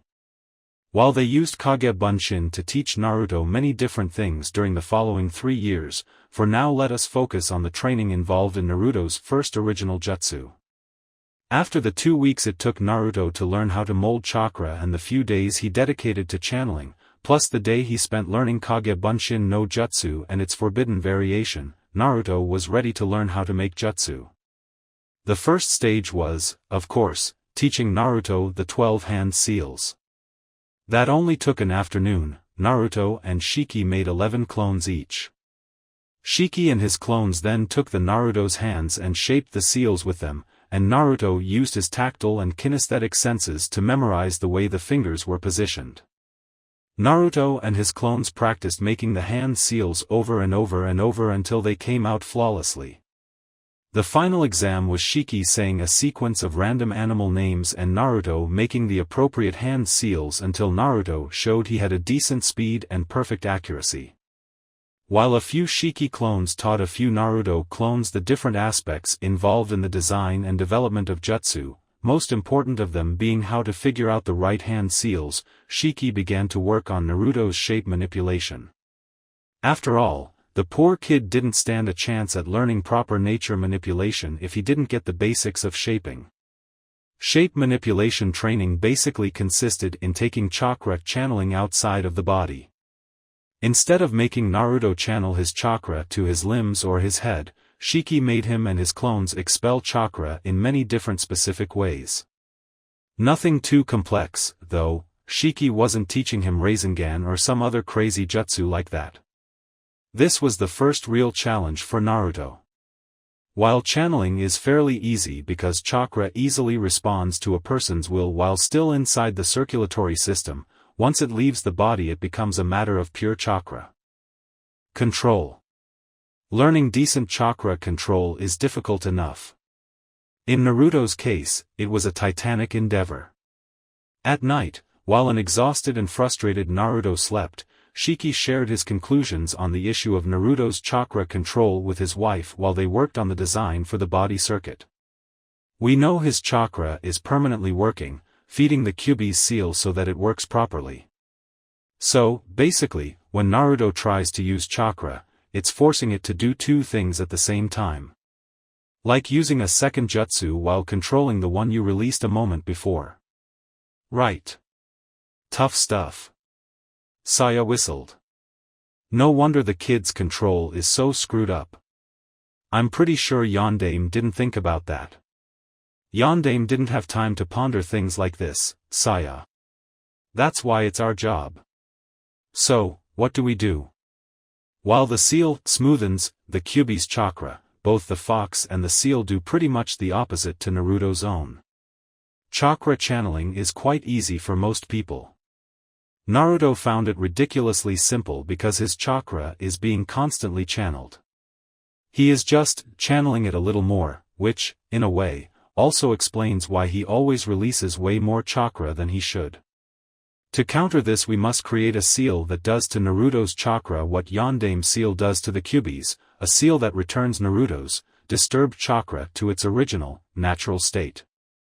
I take it that will be our plan for the body circuit? Yes. Actually, I'm also thinking of adding another sealing stage to the fourth's array. Since we were kind of rushed at that time, I mean. Maybe now that we have time I can work on reinforcing Hack no Fuin Shiki. The couple spent the following month working on the design, while Naruto grew more and more frustrated with shape manipulation. He was able to make the chakra move in an initial direction, but other than that it was impossible for him to make even the simplest pattern, a circle, because he was unable to control his chakra once it left his body. His body always expelled far more than he was able to control. Shiki admired the boy's perseverance. After all, the kind of training Naruto was doing was far more difficult than what he should be doing, like, tree walking. If he succeeds at this, his control will soar. He'll never get to Tsunade's or Himiko's or Saya's level, but he'd at the very least become a true master of wind. A young wind god. A month and a half passed in this way, and the days became colder and colder. Autumn was giving way to winter. By the second week of the priest-running month, Shiwasu, what we know as December, the Horizon got the Hokage's approval. It was time for implanting the body circuit. Saya had appropriately named it Mikusui Kansho Rokakero, wood-water buffered filtering circuit, a fitting name that described the construction and purpose of the circuit. Just like Shiki and Saya originally devised, the purpose of the circuit was twofold: smoothing Naruto's chakra to diminish Kyuubi's and the seal's effect on Naruto's chakra control, and reinforce the seal configuration the fourth Hokage had used to seal the Nine Tails, further diminishing the possibility of excessive leaks of demonic chakra that could negatively affect Naruto's body and weaken the seal. Much to the couple's surprise, the seal array ended up with two additional, and quite unexpected, benefits. Since the body circuit helped Naruto control the amount of chakra he used, some of the excess chakra Naruto always channeled would end up stored within the Magatama instead of returning to the chakra circulatory system. Magatama, despite their small size, proved capable of storing substantial amounts of chakra. Unfortunately, or fortunately, depending on how you see it, very few people know how to use Magatama in this way, like Tsunade, who has actually implanted a Magatama inside her body. Naruto would have two rechargeable chakra batteries at his disposal, which he would eventually learn to use to replenish his own reserves, if just a little. Magatama aren't that good, when necessary, instead of recurring to the fox. The second application was just as interesting. Saya figured it out after paying attention to the predictions on the effect of the circuit on Naruto's chakra. The continuous variation of Naruto's chakra caused by the interaction between the body circuit and the fourth seal would make Naruto slightly resilient to genjutsu. If the genjutsu directly affecting him was too weak, or if the genjutsu covered too wide an area, it would immediately be dispelled by the circuit. Of course, genjutsu powerhouses or any shinobi who decided to put a little more chakra in their illusions would get Naruto with no trouble. Of course, all these marvelous benefits didn't come without a price. In Naruto's case, the price would be an offset time, as it would eventually be called. Since Naruto's chakra forcefully passed through the circuit before Naruto could use it in any way, Naruto couldn't use it freely. Every single time he used chakra for anything, he had to wait a certain offset time before he could use it again. This offset time could be anything between a few tens of a second to several seconds, depending on the complexity of whatever Naruto did with his chakra. The only exception would be when Naruto did the exact same thing, jutsu, water walking, air control or whatever, repeatedly. This would add a strategic element to each and every single of Naruto's battles that would force him to do something few ninja seem to do lately, think. Needless to say, Shiki and Saia had already explained all this to Naruto, who readily agreed to be subjected to the surgery. Hey, if it makes me cooler, bring it on. This brings us back to Saiya's underground operating room. Naruto is resting face up on the center of the popular all-purpose seal array that fills the floor, walls and ceiling. While Shiki unrolled half a dozen scrolls filled with, of course, even more seals, and Saia prepared a concoction that would, hopefully, temporarily reduce the effectiveness of Naruto's ridiculous healing rate, they didn't want their incisions to close the moment they made them, after all, as well as rendering him unconscious for a few hours. Naruto fiddled with one of the mediums that would soon fill his eye sockets. He couldn't see it, but he could feel it, and his teachers had described it to him with the utmost detail. Each medium was mostly made of a special mixture of chakra-infused clay made by a very talented IWA shinobi, Deidara. While this quite eccentric ninja was fond of making explosives, the clay used for Naruto's mediums wouldn't go boom anytime soon. 2 magatama were embedded in the clay before it solidified, a jade green wood magatama and an azure blue water magatama. The 2 tomo-shaped stones, when combined, created a perfect taijutsu, yin-yang symbol, the size of the normally colored portion of a human eye, mostly the combination of iris and pupil. After the white clay was shaped into an eyeball-sized sphere, the medium was finished. "Alright, let's get started," Saia declared. Her tone was unusually serious. "Naruto, give that to me." Naruto extended his hand. Saia grabbed the sphere and dunked it in a special solution meant to clean it completely. From that point onwards, they would manipulate the mediums with chakra. They couldn't touch them with their hands. They couldn't even allow them to make contact with the air. Saia made Naruto drink the infusion she had prepared. The blonde was sleeping a minute later, his chest moving up and down at a steady rate. He was wearing nothing but your average hospital robe. While the procedure only involved Naruto's face, Saia decided to play it safe. "We can only hope the fox won't decide to get in the way," she declared sternly. Shiki was finishing with the last of 4 rectangular strips of paper similar to the prayer charms Shinto monks and shrine maidens always carry with them. Saia applied a mild electrical impulse to Naruto's forehead, ensuring that his eyelids wouldn't close during the surgery. She received the 4 strips of paper with seals inscribed in them and put them on Naruto's chest. The couple took the 6 scrolls Shiki had unrolled and placed them around Naruto so that the end of each would touch the beginning of the next, creating a perfect circle. Saia waited for her husband to announce he was ready. While she would have to do some very delicate work, Shiki was in charge of the seals, which meant he would be spending a lot of chakra. "I guess I won't be getting any tonight." Saia decided she could afford a little personal joke. "What's so funny?" "Nothing, dear." "Ready?" Shiki looked at Naruto's unconscious form and took a deep breath. "As ready as I will ever be." Kage Bunshin no Jutsu. Shiki and his clone sat on opposite sides, just outside the circle made of open scrolls. Saia took the cylindrical glass case with the liquid that kept the mediums clean and gently placed it right outside of the circle. Then, she sat on her knees in front of Naruto, looking down at the boy's sleeping face with a neutral gaze. "Let's do this." Shaozen no Jutsu. Showing great expertise with the chakra scalpels, Saia made 2 deep incisions from the edges of Naruto's eyes until halfway to his ears.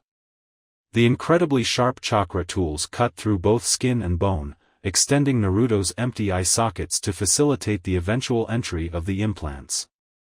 A diagnosis technique showed Saia that the solution Naruto had drunk was working, preventing her incisions from closing too quickly. The fox wasn't using his own chakra to undo Saia's work either. "I guess I should thank you, Kyubi no Yuko." Saia then took the 4 paper strips from Naruto's chest and placed 2 over each opened eye socket in a cross formation. After doing this, she moved to her position outside the circle, sitting down and forming a flat isosceles triangle with Shiki in his shadow clone. The true difficulty of Saia's role in the surgery was precisely this. From that point onwards, any medical jutsu she needed to perform she had to do it from a distance. This was something only Tsunade and she, as far as she knew, could do. "Damn, I could have used Himiko-chan right now." "I'm ready, dear." It was Shiki's turn.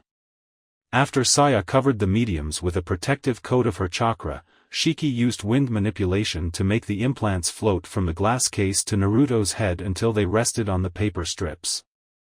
Horazen Hijitsu, Saisei no Shuman. Horazen secret technique, symmetrical facet. The seals inscribed on the rectangular strips crawled towards the mediums until the clay surface was almost completely covered with black inscriptions. When the 4 strips had become blank pieces of paper, the 2 mediums slowly descended, tearing the fragile strips as they claimed their place inside Naruto's eye sockets. When this happened, the chakra that had attached the strips to Naruto's skin dissipated and the now useless strips fell off the unconscious boy's face. Shiki blew them away with a random gust of wind nature chakra. Nothing other than Naruto could stay inside the circle. "Saia. Ready when you are, love." Shiki performed the ridiculously long sequence of 36 hand seals. Horazen Hifuinjutsu, Horai no Jukai. Horazen secret sealing technique, Tree Ocean of Horai. The seals on the 6 scrolls shed a bright bluish light before crawling towards Naruto's face like the seals on the paper strips just before, invading Naruto's eye sockets like aberrant worms made of glimmering chakra. It is relatively common knowledge that, despite looking completely solid, most solids are mostly empty space. Magatama, like all crystals, are composed of a motif, a set of atoms arranged in a particular way, and a lattice, an array of points repeating periodically in 3 dimensions.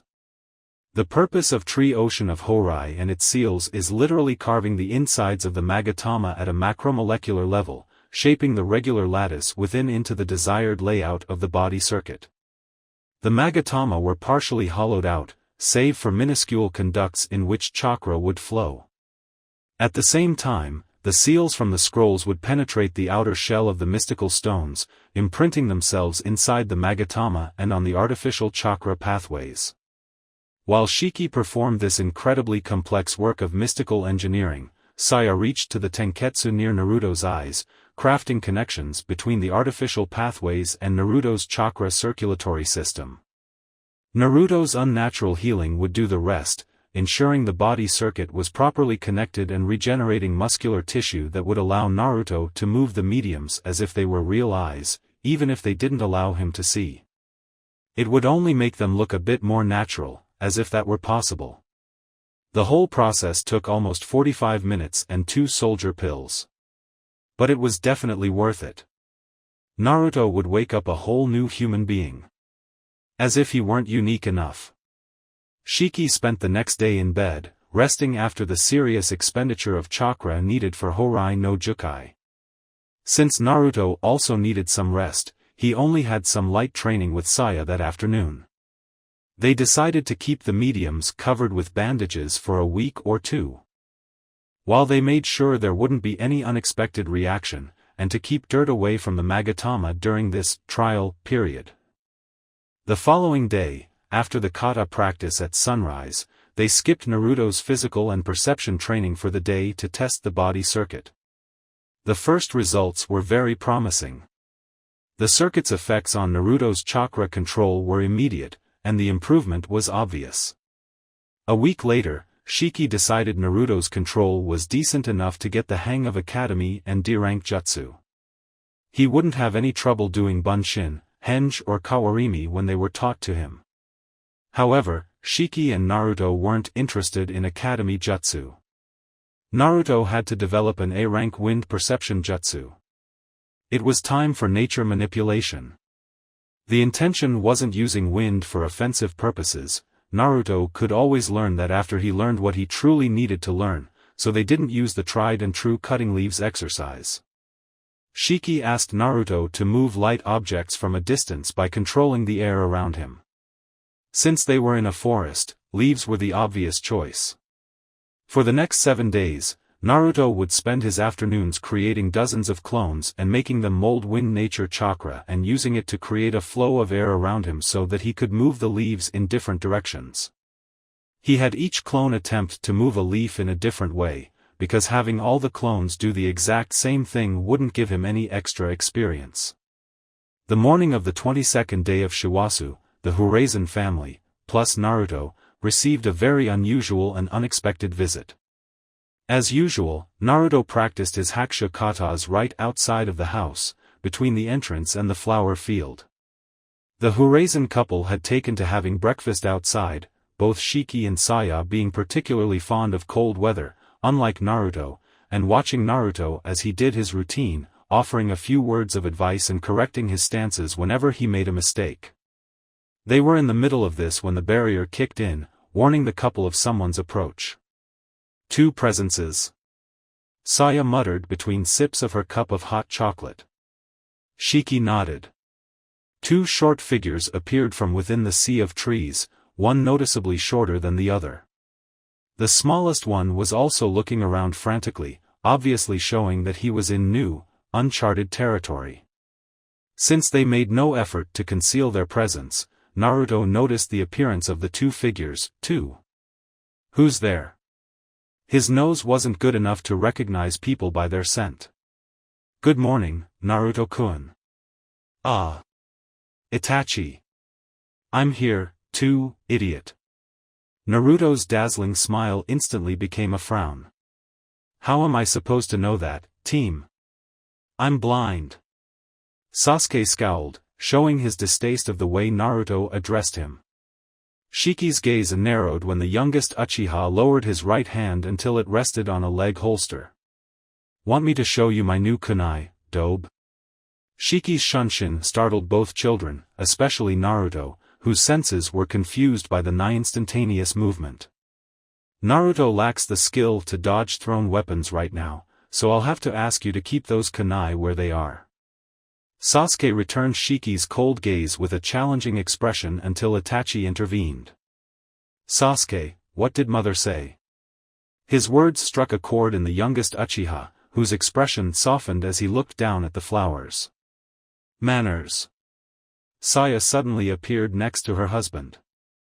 Itachi was impressed. She hadn't used shunshin, she was just that fast. My, Itachi-kun, what a lovely surprise. Should I go all Itachi fan mode or something? I'd be grateful if you didn't. The Uchiha Anbu replied with his usual neutral expression.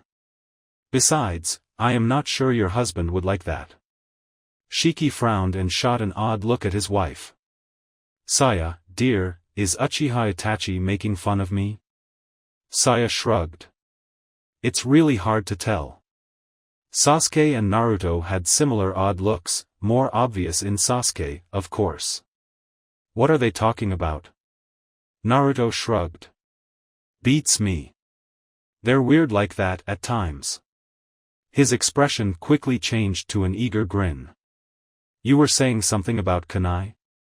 The adults, Itachi belongs to this group despite his age, left the children to do as they wished, as long as it didn't involve playing with weapons. Saia stepped into the house to prepare tea for their guest. Shiki moved an extra chair outside for Itachi. Sasuke was showing the results of his practice, throwing kunai at a nearby tree. Naruto couldn't see what Sasuke was doing, but he could follow the sounds the kunai made as they impacted their target, and he could tell all kunai hit the same trunk and relatively close to each other. Cool, but it could be better. Naruto teased. Like you can do better. I can't. I'm blind. Which part of blind don't you get? Naruto exclaimed, followed by a very subtle, Uchiha idiot. What was that? Nothing. You said something. No, I didn't. You sure did. You insulted me again, didn't you? Why do you always get so angry? You're like a girl. I'm not. There you go again. It's your fault for being so annoying. I'm not annoying. Like hell you aren't. Timmy. Dobe. And the chase was on. Shiki and Itachi watched Sasuke chase all over the place, and there was a lot of space for running around, Naruto with neutral gazes. I take it something similar happened the last time they met? It was a fist fight last time, Horazan-sama. 2 fist fights, to be precise. Don't step on the flowers, you two. Shiki yelled. The last thing those 2 kids needed was an angry Saia after their rears. Saia emerged a few minutes later carrying a teapot. You little dipshits. Ruin my flowers and my feet will go up your little asses so bad you will choke. Sasuke had been 2 seconds short of catching Naruto when he heard Saiya's threat. The power and sheer nastiness of her words was such that everything seemed to stop for a few seconds. Saia became the center of the world as 2 Uchihas, a Horazan and an Uzumaki stared at her with half-scared, half-disgusted expressions. What? Sasuke looked at Naruto. And you live with her? Naruto shrugged. You get used to it. You should be grateful I only call you team. Damn, she's like mom, but with more dirty words. The 3 adults sat by the entrance of the house. Saia served 3 cups of tea and Itachi promptly summoned the day's first box of Pocky, strawberry. Naruto dragged Sasuke away from the flowers. Better safe than sorry, after all. I'll show you something cool. Kage Bunshin no Jutsu. Sasuke's body involuntarily shuddered at the sight of 10 Narutos, all sporting the same identical silly wide grins on their bandaged faces. Awesome, huh? Sasuke winced when 10 identical voices threatened to shatter his ears. You call that cool? It's more like a nightmare. Jackass. Blind dobe. Insulting each other had quickly become a basic reaction. They don't really mean it, most of the time. So, how do you do that? Sasuke was still at that time of his life when his curiosity overcomes his jealousy. Sorry, the old man told me not to teach this to anyone else. He said it's dangerous, or something. The old man? You know, old man Hokage. Sasuke blinked. Hokage-sama taught you a jutsu? And if it's so dangerous, why did he teach it to you? Because it's not dangerous to me. I'm just awesome like that. Sasuke growled. Idiot. Naruto laughed. Sasuke had never met someone who laughed so loudly. Nah, I just have a lot of chakra. You need lots of chakra to pull it off. And why do you have lots of chakra? Dunno, why are you such an ass? Dobe. Team. The battle between the lone Uchiha against Naruto and his clones had begun. Almost 2.5 months after their last encounter, the difference between the two had become quite obvious. Sasuke had his 2 good obvious advantages, factual knowledge of, at least, the basics of taijutsu and a pair of eyes. Naruto fought as wildly and randomly as a blind brat with a bunch of just as blind shadow clones can. Of course, Sasuke was far from skilled enough to deal against so many attackers, even if they were blind, so Naruto managed to land some good hits.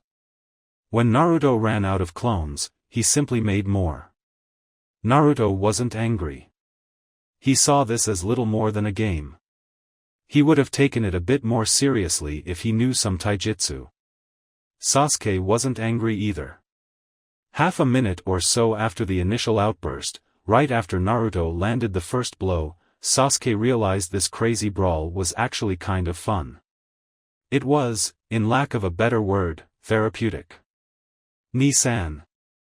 Sasuke yelled as he landed a left elbow thrust on a Naruto, followed by a palm uppercut. The Horizon couple had been watching the fight for a while already. The amount of noise the kids did made it impossible to concentrate on anything else. The Naruto Sasuke had just hit exploded in a cloud of smoke. Itachi raised an eyebrow. His little brother was wearing an honest-to-God smile. Ni-san. This is, like, the best training ever. We have to come again. Itachi released a light chuckle and turned to the man of the house. You heard my little brother, Shiki-san. Great. Shiki muttered sarcastically. Saia chuckled and rested her right hand on Shiki's left. You can't just come here when you feel like beating the shit out of me. Naruto and the 4 clones that prayed after Sasuke complained. Why not? Ugh, you Uchiha are all a bunch of bastards. Except Itachi, he's cool. I'm cool. Itachi confirmed. Shiki and Saia shot him odd looks. Okay. Sasuke growled. Naruto had struck a nerve. I'll be as cool as Ni-san. Yeah, in 1,000 years. Shut up. Sasuke got lucky and picked the right Naruto to hit on the face.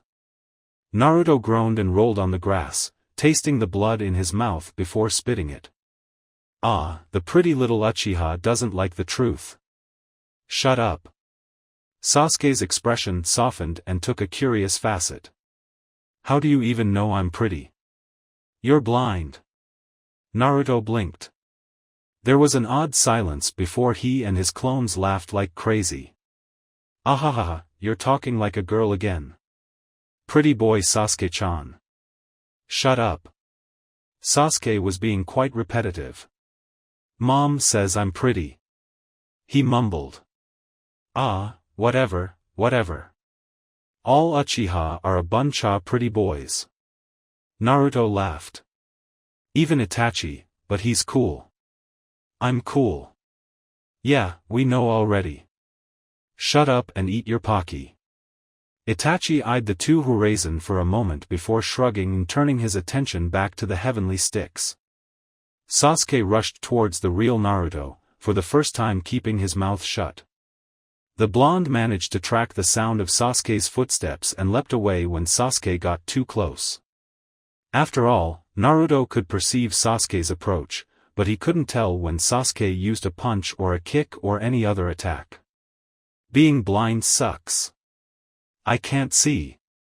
I can't fight. The only thing I can do is make these stupid blind clones. Hey! The aforementioned blind clones complained. Saia sighed. The idiot didn't figure it out. You silly little prick. She yelled, abruptly standing up and startling both Shiki and Itachi. Use Hakusho, you idiot. Naruto was taken aback by Saiya's statement. Sasuke's fist on his face, again, was the spark his brain needed to work. Ugh. Idiot. Saia mumbled. Itachi had an inquisitive look on his face. Naruto-kun knows Hakusho? A little. Shiki muttered. It won't help him much, though. Why? Saia only taught him the katas. Naruto doesn't know how to use them in combat. Like Shiki said, Naruto was accustomed to the slow, boring katas. He couldn't switch from slow and boring to fast and fluid in an instant. Or maybe he could. The first attempt was rather sad. Naruto sent his clones after Sasuke. Naruto's movements proved easy to read, even without Sharingan, and Naruto's offensive ended with 4 puffs of smoke. Okay, that was pathetic. Shiki commented. Saia simply shrugged. You can't expect much from him, really. No. The Horizon couple looked at Itachi, who seemed to be quite attentive of the battle. Naruto-kun has figured something out. The variations in his facial muscles tell me so. Come. Uchiha jackass. Naruto said, taunting Sasuke with a mischievous grin. Sasuke grinned rather viciously for a 7-year-old. As expected, Naruto tried to lean to the side as soon as Sasuke got close enough, bending his waist to his right, but the young Uchiha proved to be faster this time and turned his body to the right, correcting his posture to make a nasty left hook that collided with Naruto's face. Sasuke HNN'd and smirked triumphantly, until Naruto moved. Faster than anything Naruto had done before, he raised his right arm between Sasuke's body and his, making a swipe to swat Sasuke's offending arm away. Before Sasuke could pull back, Naruto had made a second arc, moving his arm over Sasuke's descending left arm, followed by a step forward. Naruto had caught Sasuke's left arm, pinning him between his right arm and the right side of his body. Unable to pull away, Sasuke tried a right punch, but Naruto easily predicted Sasuke's reaction. Sliding the back of his left hand by the underside of Sasuke's right arm, Naruto gently pushed the offending limb away from his face. He didn't stop at that, of course. While Sasuke was still recovering from his failed attack, Naruto swiftly struck his neck with a horizontal chop. Sasuke gasped, only to further bend his body when Naruto followed up with a palm thrust at the diaphragm. The punishment ended with Naruto used another palm thrust, this time to Sasuke's forehead, which sent him stumbling backwards until he fell on his butt. Naruto wanted Sasuke to hit him that first time. Shiki concluded as he watched the two stunned boys who didn't seem to understand what had just happened. Saia nodded, unable to hide her smug smile. Hakusho is a soft style. It doesn't not meet force with equal or stronger force. It flows with the offending force and uses this force and the opponent's momentum against him. Meet yin with yang. Meet yang with yin. That's how he dealt with the second punch. He let the first punch get him so that he could grab Sasuke and keep him still long enough to make his own attack. Itachi added. I'll say it again, Naruto-kun has the instinct. He was born for battle.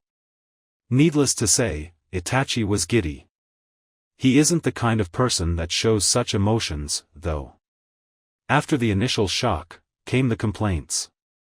I thought you didn't know how to fight.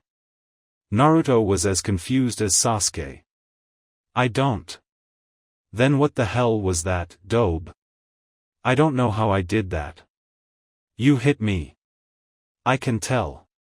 I'm blind, not stupid. I didn't know I could do that. Oh my god, I kick ass. Hakusho rules. Naruto was looking down at his hands, as if still trying to figure out what he had just done. He only knew one thing, he wouldn't complain about the katas ever again. Saia had never told him about muscle memory, after all. He had already repeated the slow, boring katas so many times his body could perform most of them naturally. As for Sasuke, he was pissed off. He felt, in lack of a better word, betrayed. He only knew one thing, he wanted to remove that stupid grin off that stupid blonde's face. Alarms blared in 3 battle-hardened minds when Sasuke quickly got on his feet and made hand seals. Ram. Boar. Tiger. Katan. Hinotama no Jutsu.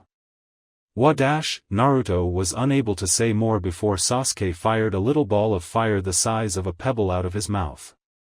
The fireball closed the distance between the two kids like an arrow and smacked Naruto's chest. The initial surprise and the surprisingly strong explosion for such a tiny fireball made Naruto lose his balance and fly a good 3 yards backwards before falling hard on his back. An instant later, Sasuke was startled. The whole atmosphere of the previously peaceful forested grounds became awfully tense, and with good reason. The little Uchiha didn't notice when Saya moved to Naruto's fallen side, kneeling to check the damage with an anguished expression on her lovely pale face. He felt the always comforting and mildly intimidating presence of his older brother to his left. Itachi had his full attention on the 4 small and apparently harmless strips of paper floating idly in the air a few yards away in front of him. Other than the very faint trace of Shiki's chakra on them, he couldn't make any conclusions about their nature. Itachi had never seen Shiki fight, so he had no idea about his combat style. He only knew the obvious: Shiki is an unmatched master of Fuinjutsu, bearer of the title of Shiki of the Million Seals. As for Shiki himself, he was still on his seat, calmly sipping the last of his cup of tea. However, the narrowed gaze and the coldness in his eyes told Itachi that he was ready for battle in any moment. Naruto's coughing caught everyone's attention, but only Saya, who was already looking at him, and Sasuke dared to look at him. Naruto. Saya's tone was of obvious concern. She was patting Naruto's cheongsam to put down a few rogue flames that threatened to ruin it. Saya had infused Naruto's clothes with reinforcing earth-nature chakra when she sewed the Horizon and the Uzumaki emblems, so the clothes wouldn't be burned by such a weak fire jutsu. Saya-nichan. He coughed a few more times. Are my clothes okay? Those words dispelled the tension like the sharpest blade. Naruto's mildly burned skin around his neck was already regenerating, and Saya's healing technique did the rest. She guessed Naruto's chest was in a similar state. You just took a fireball to your chest and you're worrying about clothes? But, Saya-nichan, you bought them for me. Naruto's voice weakened as he said those words. Saya squealed when she noticed the faint blush on the boy's cheeks. A second later, Naruto's face was buried in Saya's chest as she glomped him. You're too cute. Itachi's eyes followed Shiki as he calmly stood up and walked over to Saya and Naruto. The 4 flying strips of paper followed him until they descended on Shiki's right hand and stayed there. Itachi was left wondering what those strips could do, but he guessed that was a question for another time. Naruto. That was Sasuke. He, too, had approached the fallen blonde. He didn't like the looks the Horizon couple was giving him. I am sorry. I just did the hand seals and I had never been able to do that before today. I swear. I just got mad and, I didn't think. I don't know why it worked. Saya looked at Itachi, hoping for an explanation. The older Uchiha nodded. My foolish little brother here speaks the truth. I showed him that jutsu 2 months ago and I know this is the first time he has actually pulled it off. Sasuke was growling quietly by the end of the sentence. Shiki's expression softened just a little. Saya, however, relaxed her hardened face and smiled gently at both children. I guess I would have preferred you hadn't figured out that jutsu at the expense of my little Naruto, but I really can't complain. I guess it was the heat of battle or something. Her face went serious for a moment as she looked at Sasuke. But you really have to control that temper of yours, Uchiha Sasuke-kun. She said jokingly before flicking his forehead, which promptly elicited a cute pout from the young Uchiha. Mom and Nai-san do that, too. Why does everyone do that with my forehead? Do what? The clueless Naruto asked as he slowly stood up. Flicking his forehead, Naruto. Saya quickly explained. Naruto blinked, and then grinned. Me too. Hell no. Naruto didn't flick Sasuke's forehead, but the black-haired young kid stiffened a bit when he felt Naruto's hands on his shoulders. But, really? That was really cool. That was a fireball, right? Sasuke was the most stunned by Naruto's quick recovery. The little blonde idiot was actually giddy. Yeah? Naruto grinned even more, which Sasuke had previously thought was physically impossible. That means you are a fire type, any? Fire type? All people are attuned to a particular element. All Uchihas are attuned to fire, which makes it easier for us to learn and use Katan Jutsu. Itachi quickly explained. Sasuke nodded. They hadn't taught that at the academy, yet. But I don't find fire jutsu easy at all. That's because you are just getting started, brother. Itachi turned to the Horizon couple. I take it Naruto is already learning nature manipulation, too? Shiki HNN'd in a way that would make any Uchiha envious. He's a wind, like me. Iya! Naruto exclaimed, jerking his head to look at Shiki. Shiki-sensei is a wind type, too. Yeah, he is. Saya replied for her husband. It's really weird, with the whole Horizon thing, you kind of expect him to be an earth specialist or something. And Sayanichan is. Actually, I'm the earth specialist, like all of the few Harunos who have learned ninjutsu. Haruno? Itachi inquired. My maiden name. Saya explained with a strange, longing look. So long ago. Don't lose yourself in your memories, Saya. Yes, dear. There is a Haruno in my class. Sasuke said the first thing that came to his mind. Really? Saya looked honestly interested. It had been a while since she heard of a Haruno ninja. I wonder if we're related. Of course, it would be hard to tell, we're way too many generations apart. Unlike the clueless kids, Itachi processed the little tidbit of information Saya had just revealed and wondered just how old Naruto's teachers truly were. He had rumors of the ageless sages of Horai, and he knew they were at least as old as Konohagakure itself, but, until that moment, Itachi had never imagined Shiki and Saya might be much older than most people believe. I don't think so. She has pink hair. Everyone's heads jerked to look at Sasuke in utmost disbelief. Yes, even Itachi. Seriously, who cares about Shiki's and Saya's age, pink hair? What? That was Naruto. Pink. Pink. This is Saya. Is that even possible? Oh, sweet Shinigami, what have they done to my heritage? Now you are assuming she is your indirect descendant. Shiki declared, and Saya pouted. Knowing my luck, she definitely is. On the other side of the village, one Haruno Sakura was sneezing her brains out. Saya, Shiki, and Itachi returned to their seats and to their tea and cookies, and Pocky. However, they quietly agreed on spying on the two children. After Itachi's Sharingan copied Shiki's Sasayaku Kaze no Jutsu, and the two men modified the technique so that Saya could also hear, they focused their attention on Naruto and Sasuke. You sure you are okay, Naruto? Don't worry, don't worry. That little wimpy fireball is not gonna hurt me. You're asking me to do it again. No thanks. Suddenly, something clicked in Naruto's head. Hey, do it again. Are you crazy? Not on me, team. Just try again. Sasuke shrugged and got on his feet, helping out Naruto to do the same out of a basic sense of concern. Naruto stood to his left while Sasuke gathered his chakra and took a deep breath. He was wondering if he would be able to pull it off again, and he made sure to voice his thoughts. I'm not sure I can do it again.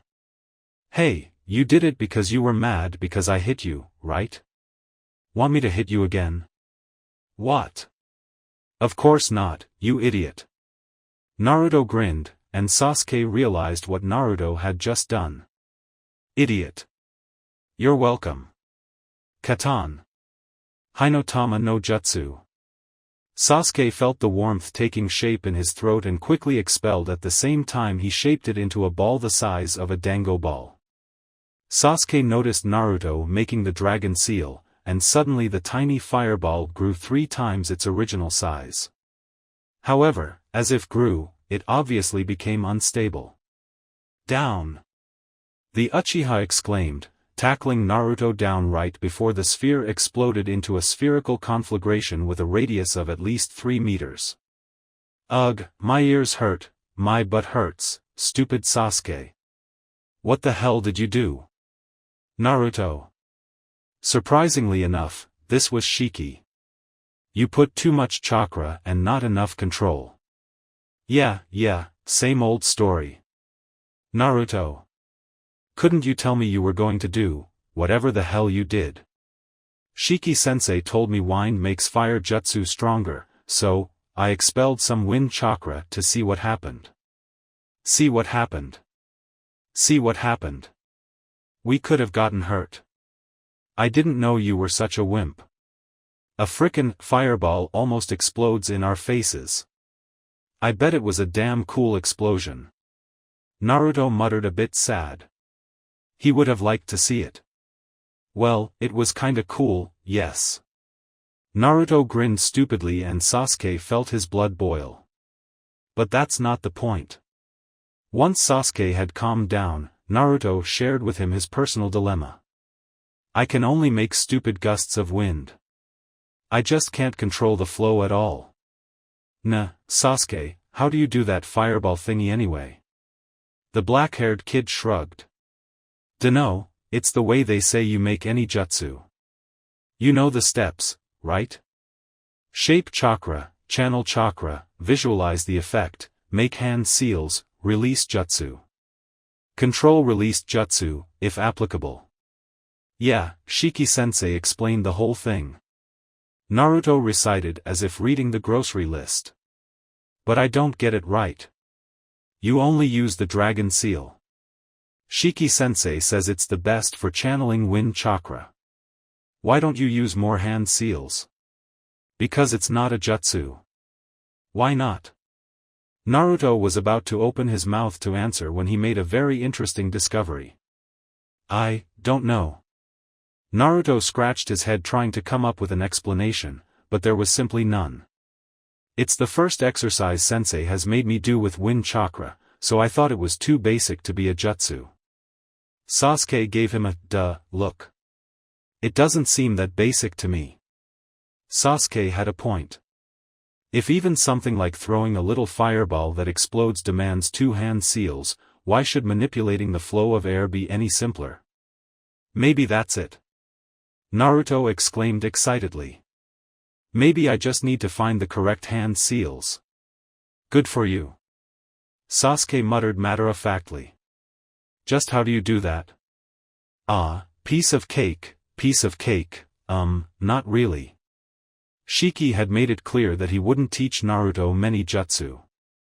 He said it was a lot more satisfying to come up with your own techniques, and Naruto had to agree. The idea of coming with original, never-seen-before jutsu was definitely appealing. He wanted to be a cool ninja with lots of unique jutsu that would surprise his opponents. That's why, instead of stuffing his head with jutsu, Shiki had introduced him to the intricacies of jutsu design. While jutsu design is a very subjective topic, there are many things that can be done with chakra. After all, it obeys a series of principles and theorems that give it a semblance of a structure shinobi can follow to create new techniques. To further reinforce this quasi-structure, a few terms from mathematics have been adapted and given new definitions suitable to this new area. Naruto's dilemma was centered on determining the proper hand seals to accomplish the desired, and visualized, effect. The wind element automatically implied the dragon seal went last. Shiki had also recommended using an initial hand seal to aid the shaping of chakra. Naruto had figured out a while ago that the ram seal helped him the most in this aspect. So, we have ram first and dragon last. Naruto declared. Sasuke, who knew absolutely nothing about jutsu design, a topic the academy would never cover, was intrigued by Naruto's explanation. Itachi had shown him Hinotama no Jutsu. Sasuke only had to figure out how to make it work. He had been given the seals and the visualization, Sasuke had only needed the chakra control. He had already wondered more than once how jutsu were invented. How do you figure out a jutsu when you only have an idea? How do you come up with the proper sequence of hand seals, among other things? Naruto repeated for Sasuke the lesson Shiki had given him 2 months before on hand seals and jutsu design. Naruto distilled Shiki's complete and complex explanation, half of it Naruto never understood, make that 3/4, into a simple overview of variables, the elements of the jutsu the shinobi would need to control, and how with these variables the shinobi created a jutsu Shiki, the jutsu formula. Solving the formula gave as a result the number of hand seals necessary. Sasuke fully understood Naruto's explanation when they worked on Naruto's new jutsu together. The variables in this particular case were the shaping of chakra, more precisely, the amount of chakra molded, the conversion to wind nature chakra, the expulsion of wind nature chakra from Naruto's body to the air surrounding him, the tridimensional movement of the wind chakra in the air to create wind currents and the speed at which Naruto's chakra had to move for the wind currents to be strong enough, which itself depends on the weight of whatever object Naruto wants to move from a distance. By controlling the air around it. You actually taught Naruto-kun jutsu design. Itachi muttered. It wasn't a question. Shiki shrugged. The basic theory is not that hard, and Naruto is pretty receptive when he actually wants to learn. I only needed an afternoon to teach him the basics, but he still has trouble with the application. Shiki had an amused look on his face as he explained the basics to Sasuke with overly exaggerated and completely unnecessary gestures that only pissed off the young Uchiha. He's just a child, after all. He has a long way to go before he can design complex jutsu. Like seals. Saya commented with a knowing grin. Yes, like seals. In any case, seal design is quite different from designing elemental jutsu. A lot more difficult, in fact. But those 2 kids are very smart. They'll be able to figure out at least this jutsu. Itachi had to agree. Those 2 would become very strong. That was the plan, in fact. So you knew why Naruto still hadn't figured out the exercise? Saya stated. Well, of course. Shiki rolled his eyes. What kind of teacher did his wife take him for? I only wonder how long it would have taken him to figure it out without Sasuke. 4. Both children exclaimed loudly and triumphantly. Hey, this is actually pretty easy. Naruto shook his head in a sagely manner that looked all but appropriate on him. That's because it's a simple jutsu. Sensei told me these formula things could get really nasty.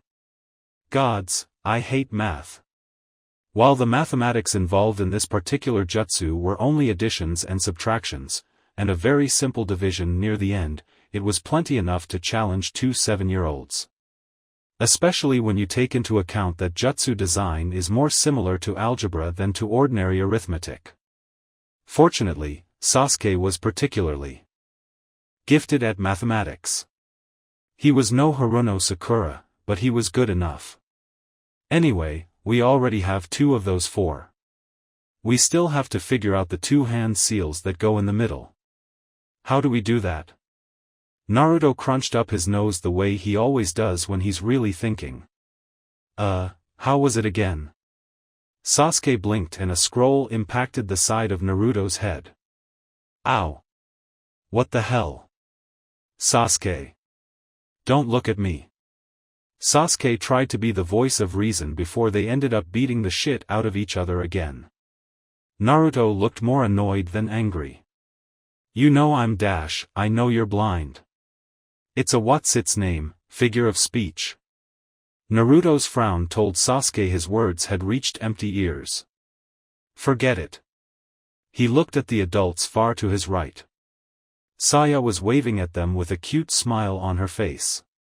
Saya-san threw you a scroll. He concluded, at the same time he picked the offending object and unrolled it. It's a table of some sort. Ah. Naruto was excited again. The table, right. Thank you, sensei.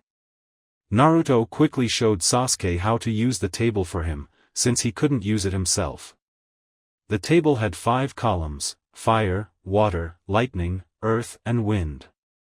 The rows each represented a single variable a jutsu designer could encounter during the creation process behind a jutsu. Each cell contained one or more animal names representing specific hand seals. You use the table by picking the column appropriate to the element of the jutsu being designed and finding the cell corresponding to the unsolved variable to get the possible appropriate hand seals. Of course, the table was quite incomplete. Otherwise, Orochimaru would have never defected and gone all evil and stuff. Alright. Sasuke muttered as he scanned the list of variables. For releasing chakra through your arms, wind, it says bird or rabbit. Hey, we have 2 variables left and only 1 seal.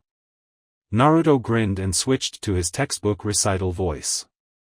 Who'd have thought Naruto of all people would have a textbook recital voice? The combination of speed and direction of movement is called velocity. Shiki-sensei repeated that so many times I'll be damned if I forget it.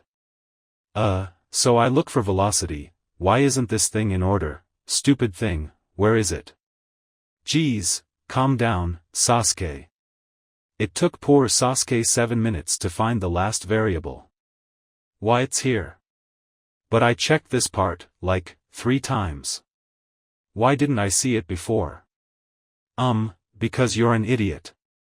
Stuff it, no eyes. Team. Tell me the stupid seal already. Horse. So it's ram, bird, horse and dragon, or ram, rabbit, horse and dragon. Now what? Isn't it obvious? Naruto exclaimed as he got on his feet. Now I try both combinations and see which one works. Sasuke raised an eyebrow. Okay, that was a stupid question. Hey, do you mind if I give it a try, too? Naruto raised an eyebrow. Sasuke. What? Can you mold wind chakra? No. There you go. You're a fire type. Stick to your element. Now take out one of your kunai and let's see if I can make it move or something. Holding Sasuke's kunai with his teeth, Naruto felt his chakra gathering and swirling wildly within his body.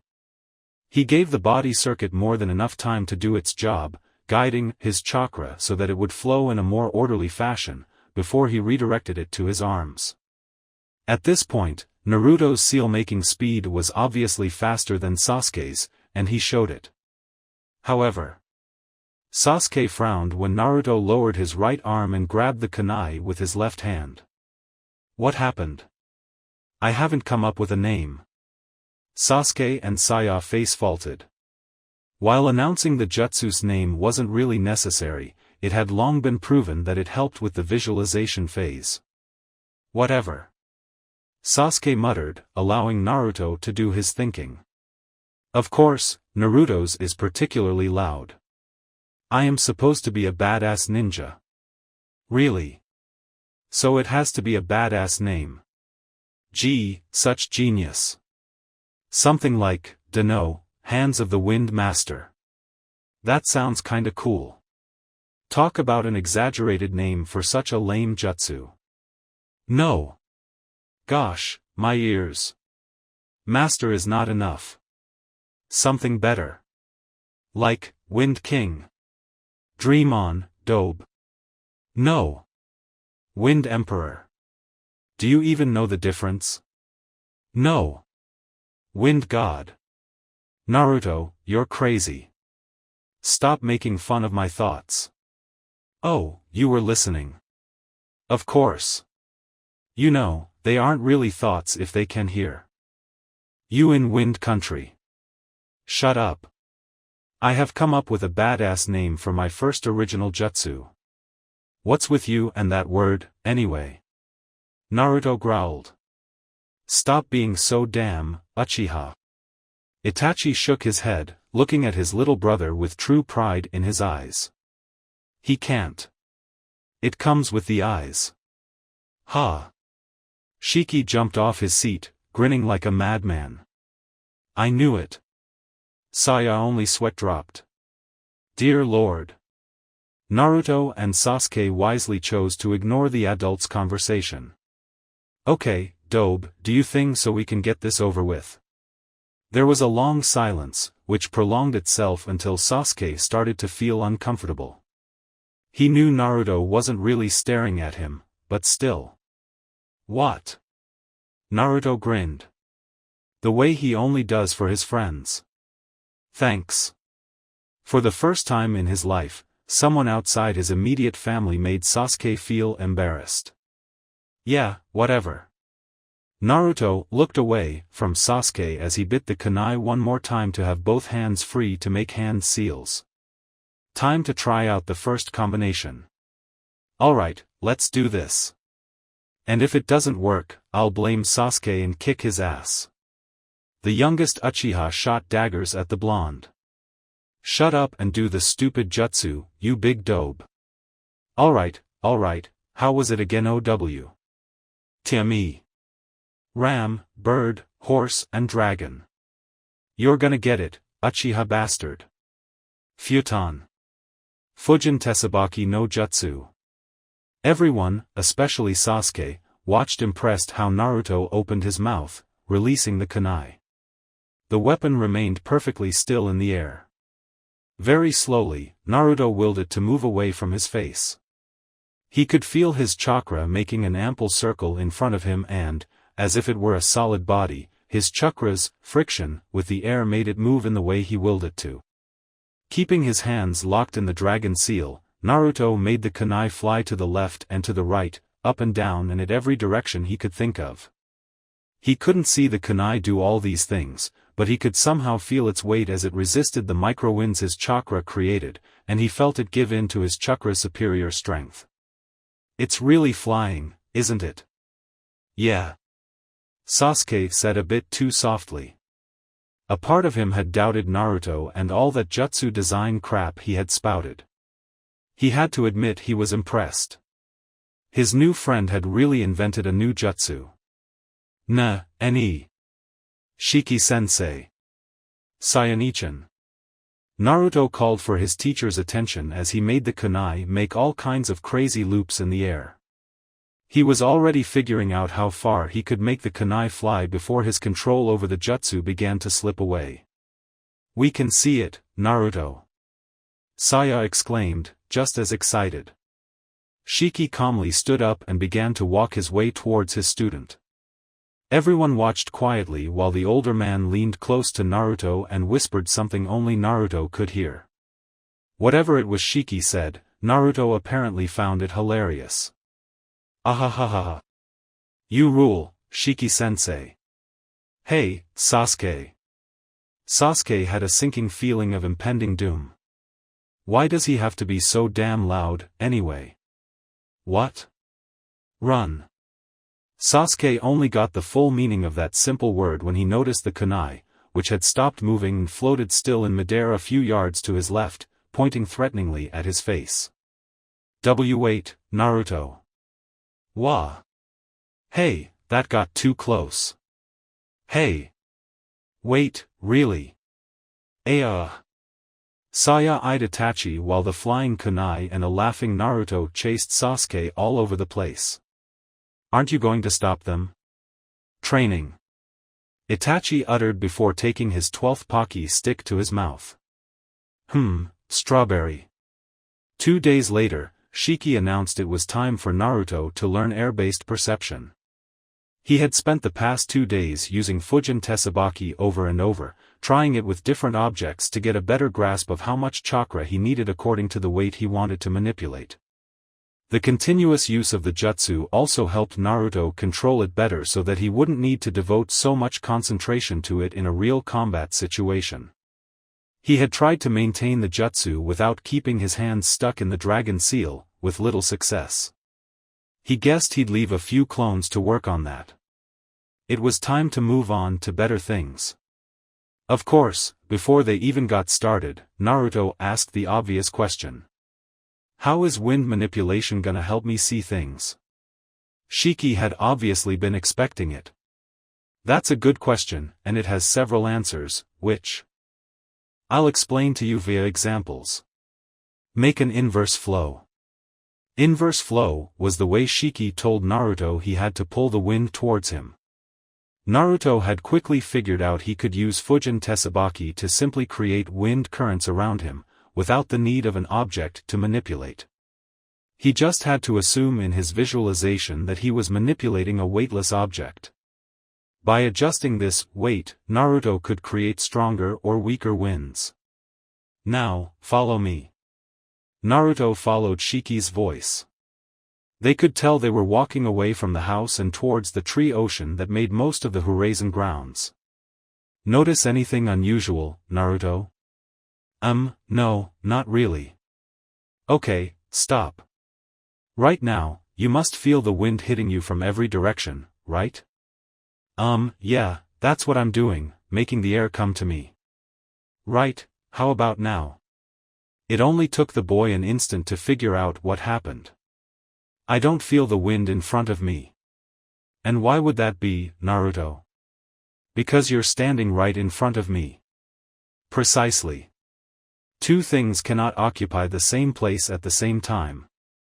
It's a fundamental law of everything that is, which means the air has to circle every obstacle it finds. By properly attuning yourself to the flow of the air around you, you can perceive the presence of other things by detecting the absence of air flow. Shiki moved backwards, putting some distance between him and Naruto. Since you used your tactile sense, I had to stand in front of you for you to figure this out. You cannot rely on the feel of the wind on your skin for this, you must learn how to use your chakra to accomplish the same purpose. Let your chakra act as your skin. This will give you a greater range of perception and it can become more sensitive to changes in the air flow. Now leave a few clones here to work on this while we move on to the next example. Sensei. What?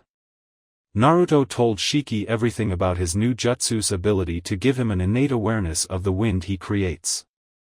He hadn't just felt the absence of wind caressing his face. He had seen the air currents he created circling Shiki's body. By the end of the short explanation, Shiki was impressed. That's great, Naruto. You figured out the first stage of your perception jutsu without even trying. Really? Naruto had his wide grin on with full force. I guess I'm just that good, ahahaha. Yeah. Shiki indulged his proud student. But you still have to work on its range. You want to be able to detect objects that are far away from you, too. Remember, human sight can reach very far. I doubt your jutsu can reach as far, but you still want a decent range. Right.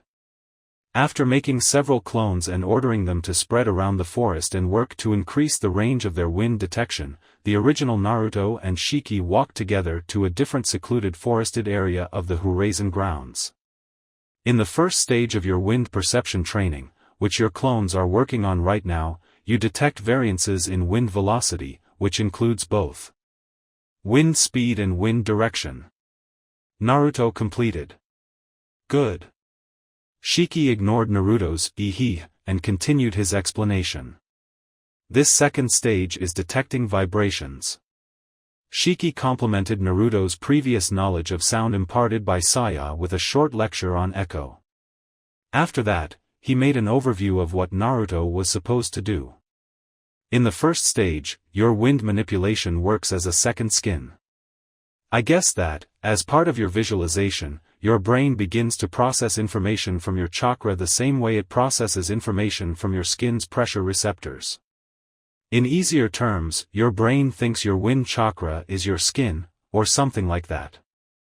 Naruto, who had had his bandages removed, this time for good, blinked a few times for good measure. Really? Neat. So it's like genjutsu? In a way, yes, but take into account that your brain is not receiving any false information. Ah, right. In this second stage, your chakra becomes your ears capable to detecting vibrations in the ear your real ears will never perceive. This shouldn't be any harder than what you already can do, but the trick lies in making your brain display this information to you as an image. I mean, you don't want to hear the vibrations, you want to see them. Then, you have to combine stages 1 and 2 to be able to see the contour of objects both static and moving. Naruto nodded. He could see things were reaching a whole new level of difficult. Leaving a few clones to do some brainstorming of how to pull this off, Naruto and Shiki left to a third secluded area. Naruto could hear the sound of running water. A river? Yes, a river. Saia is fond of coming here to relax and take a dip, away from distractions. And perverts.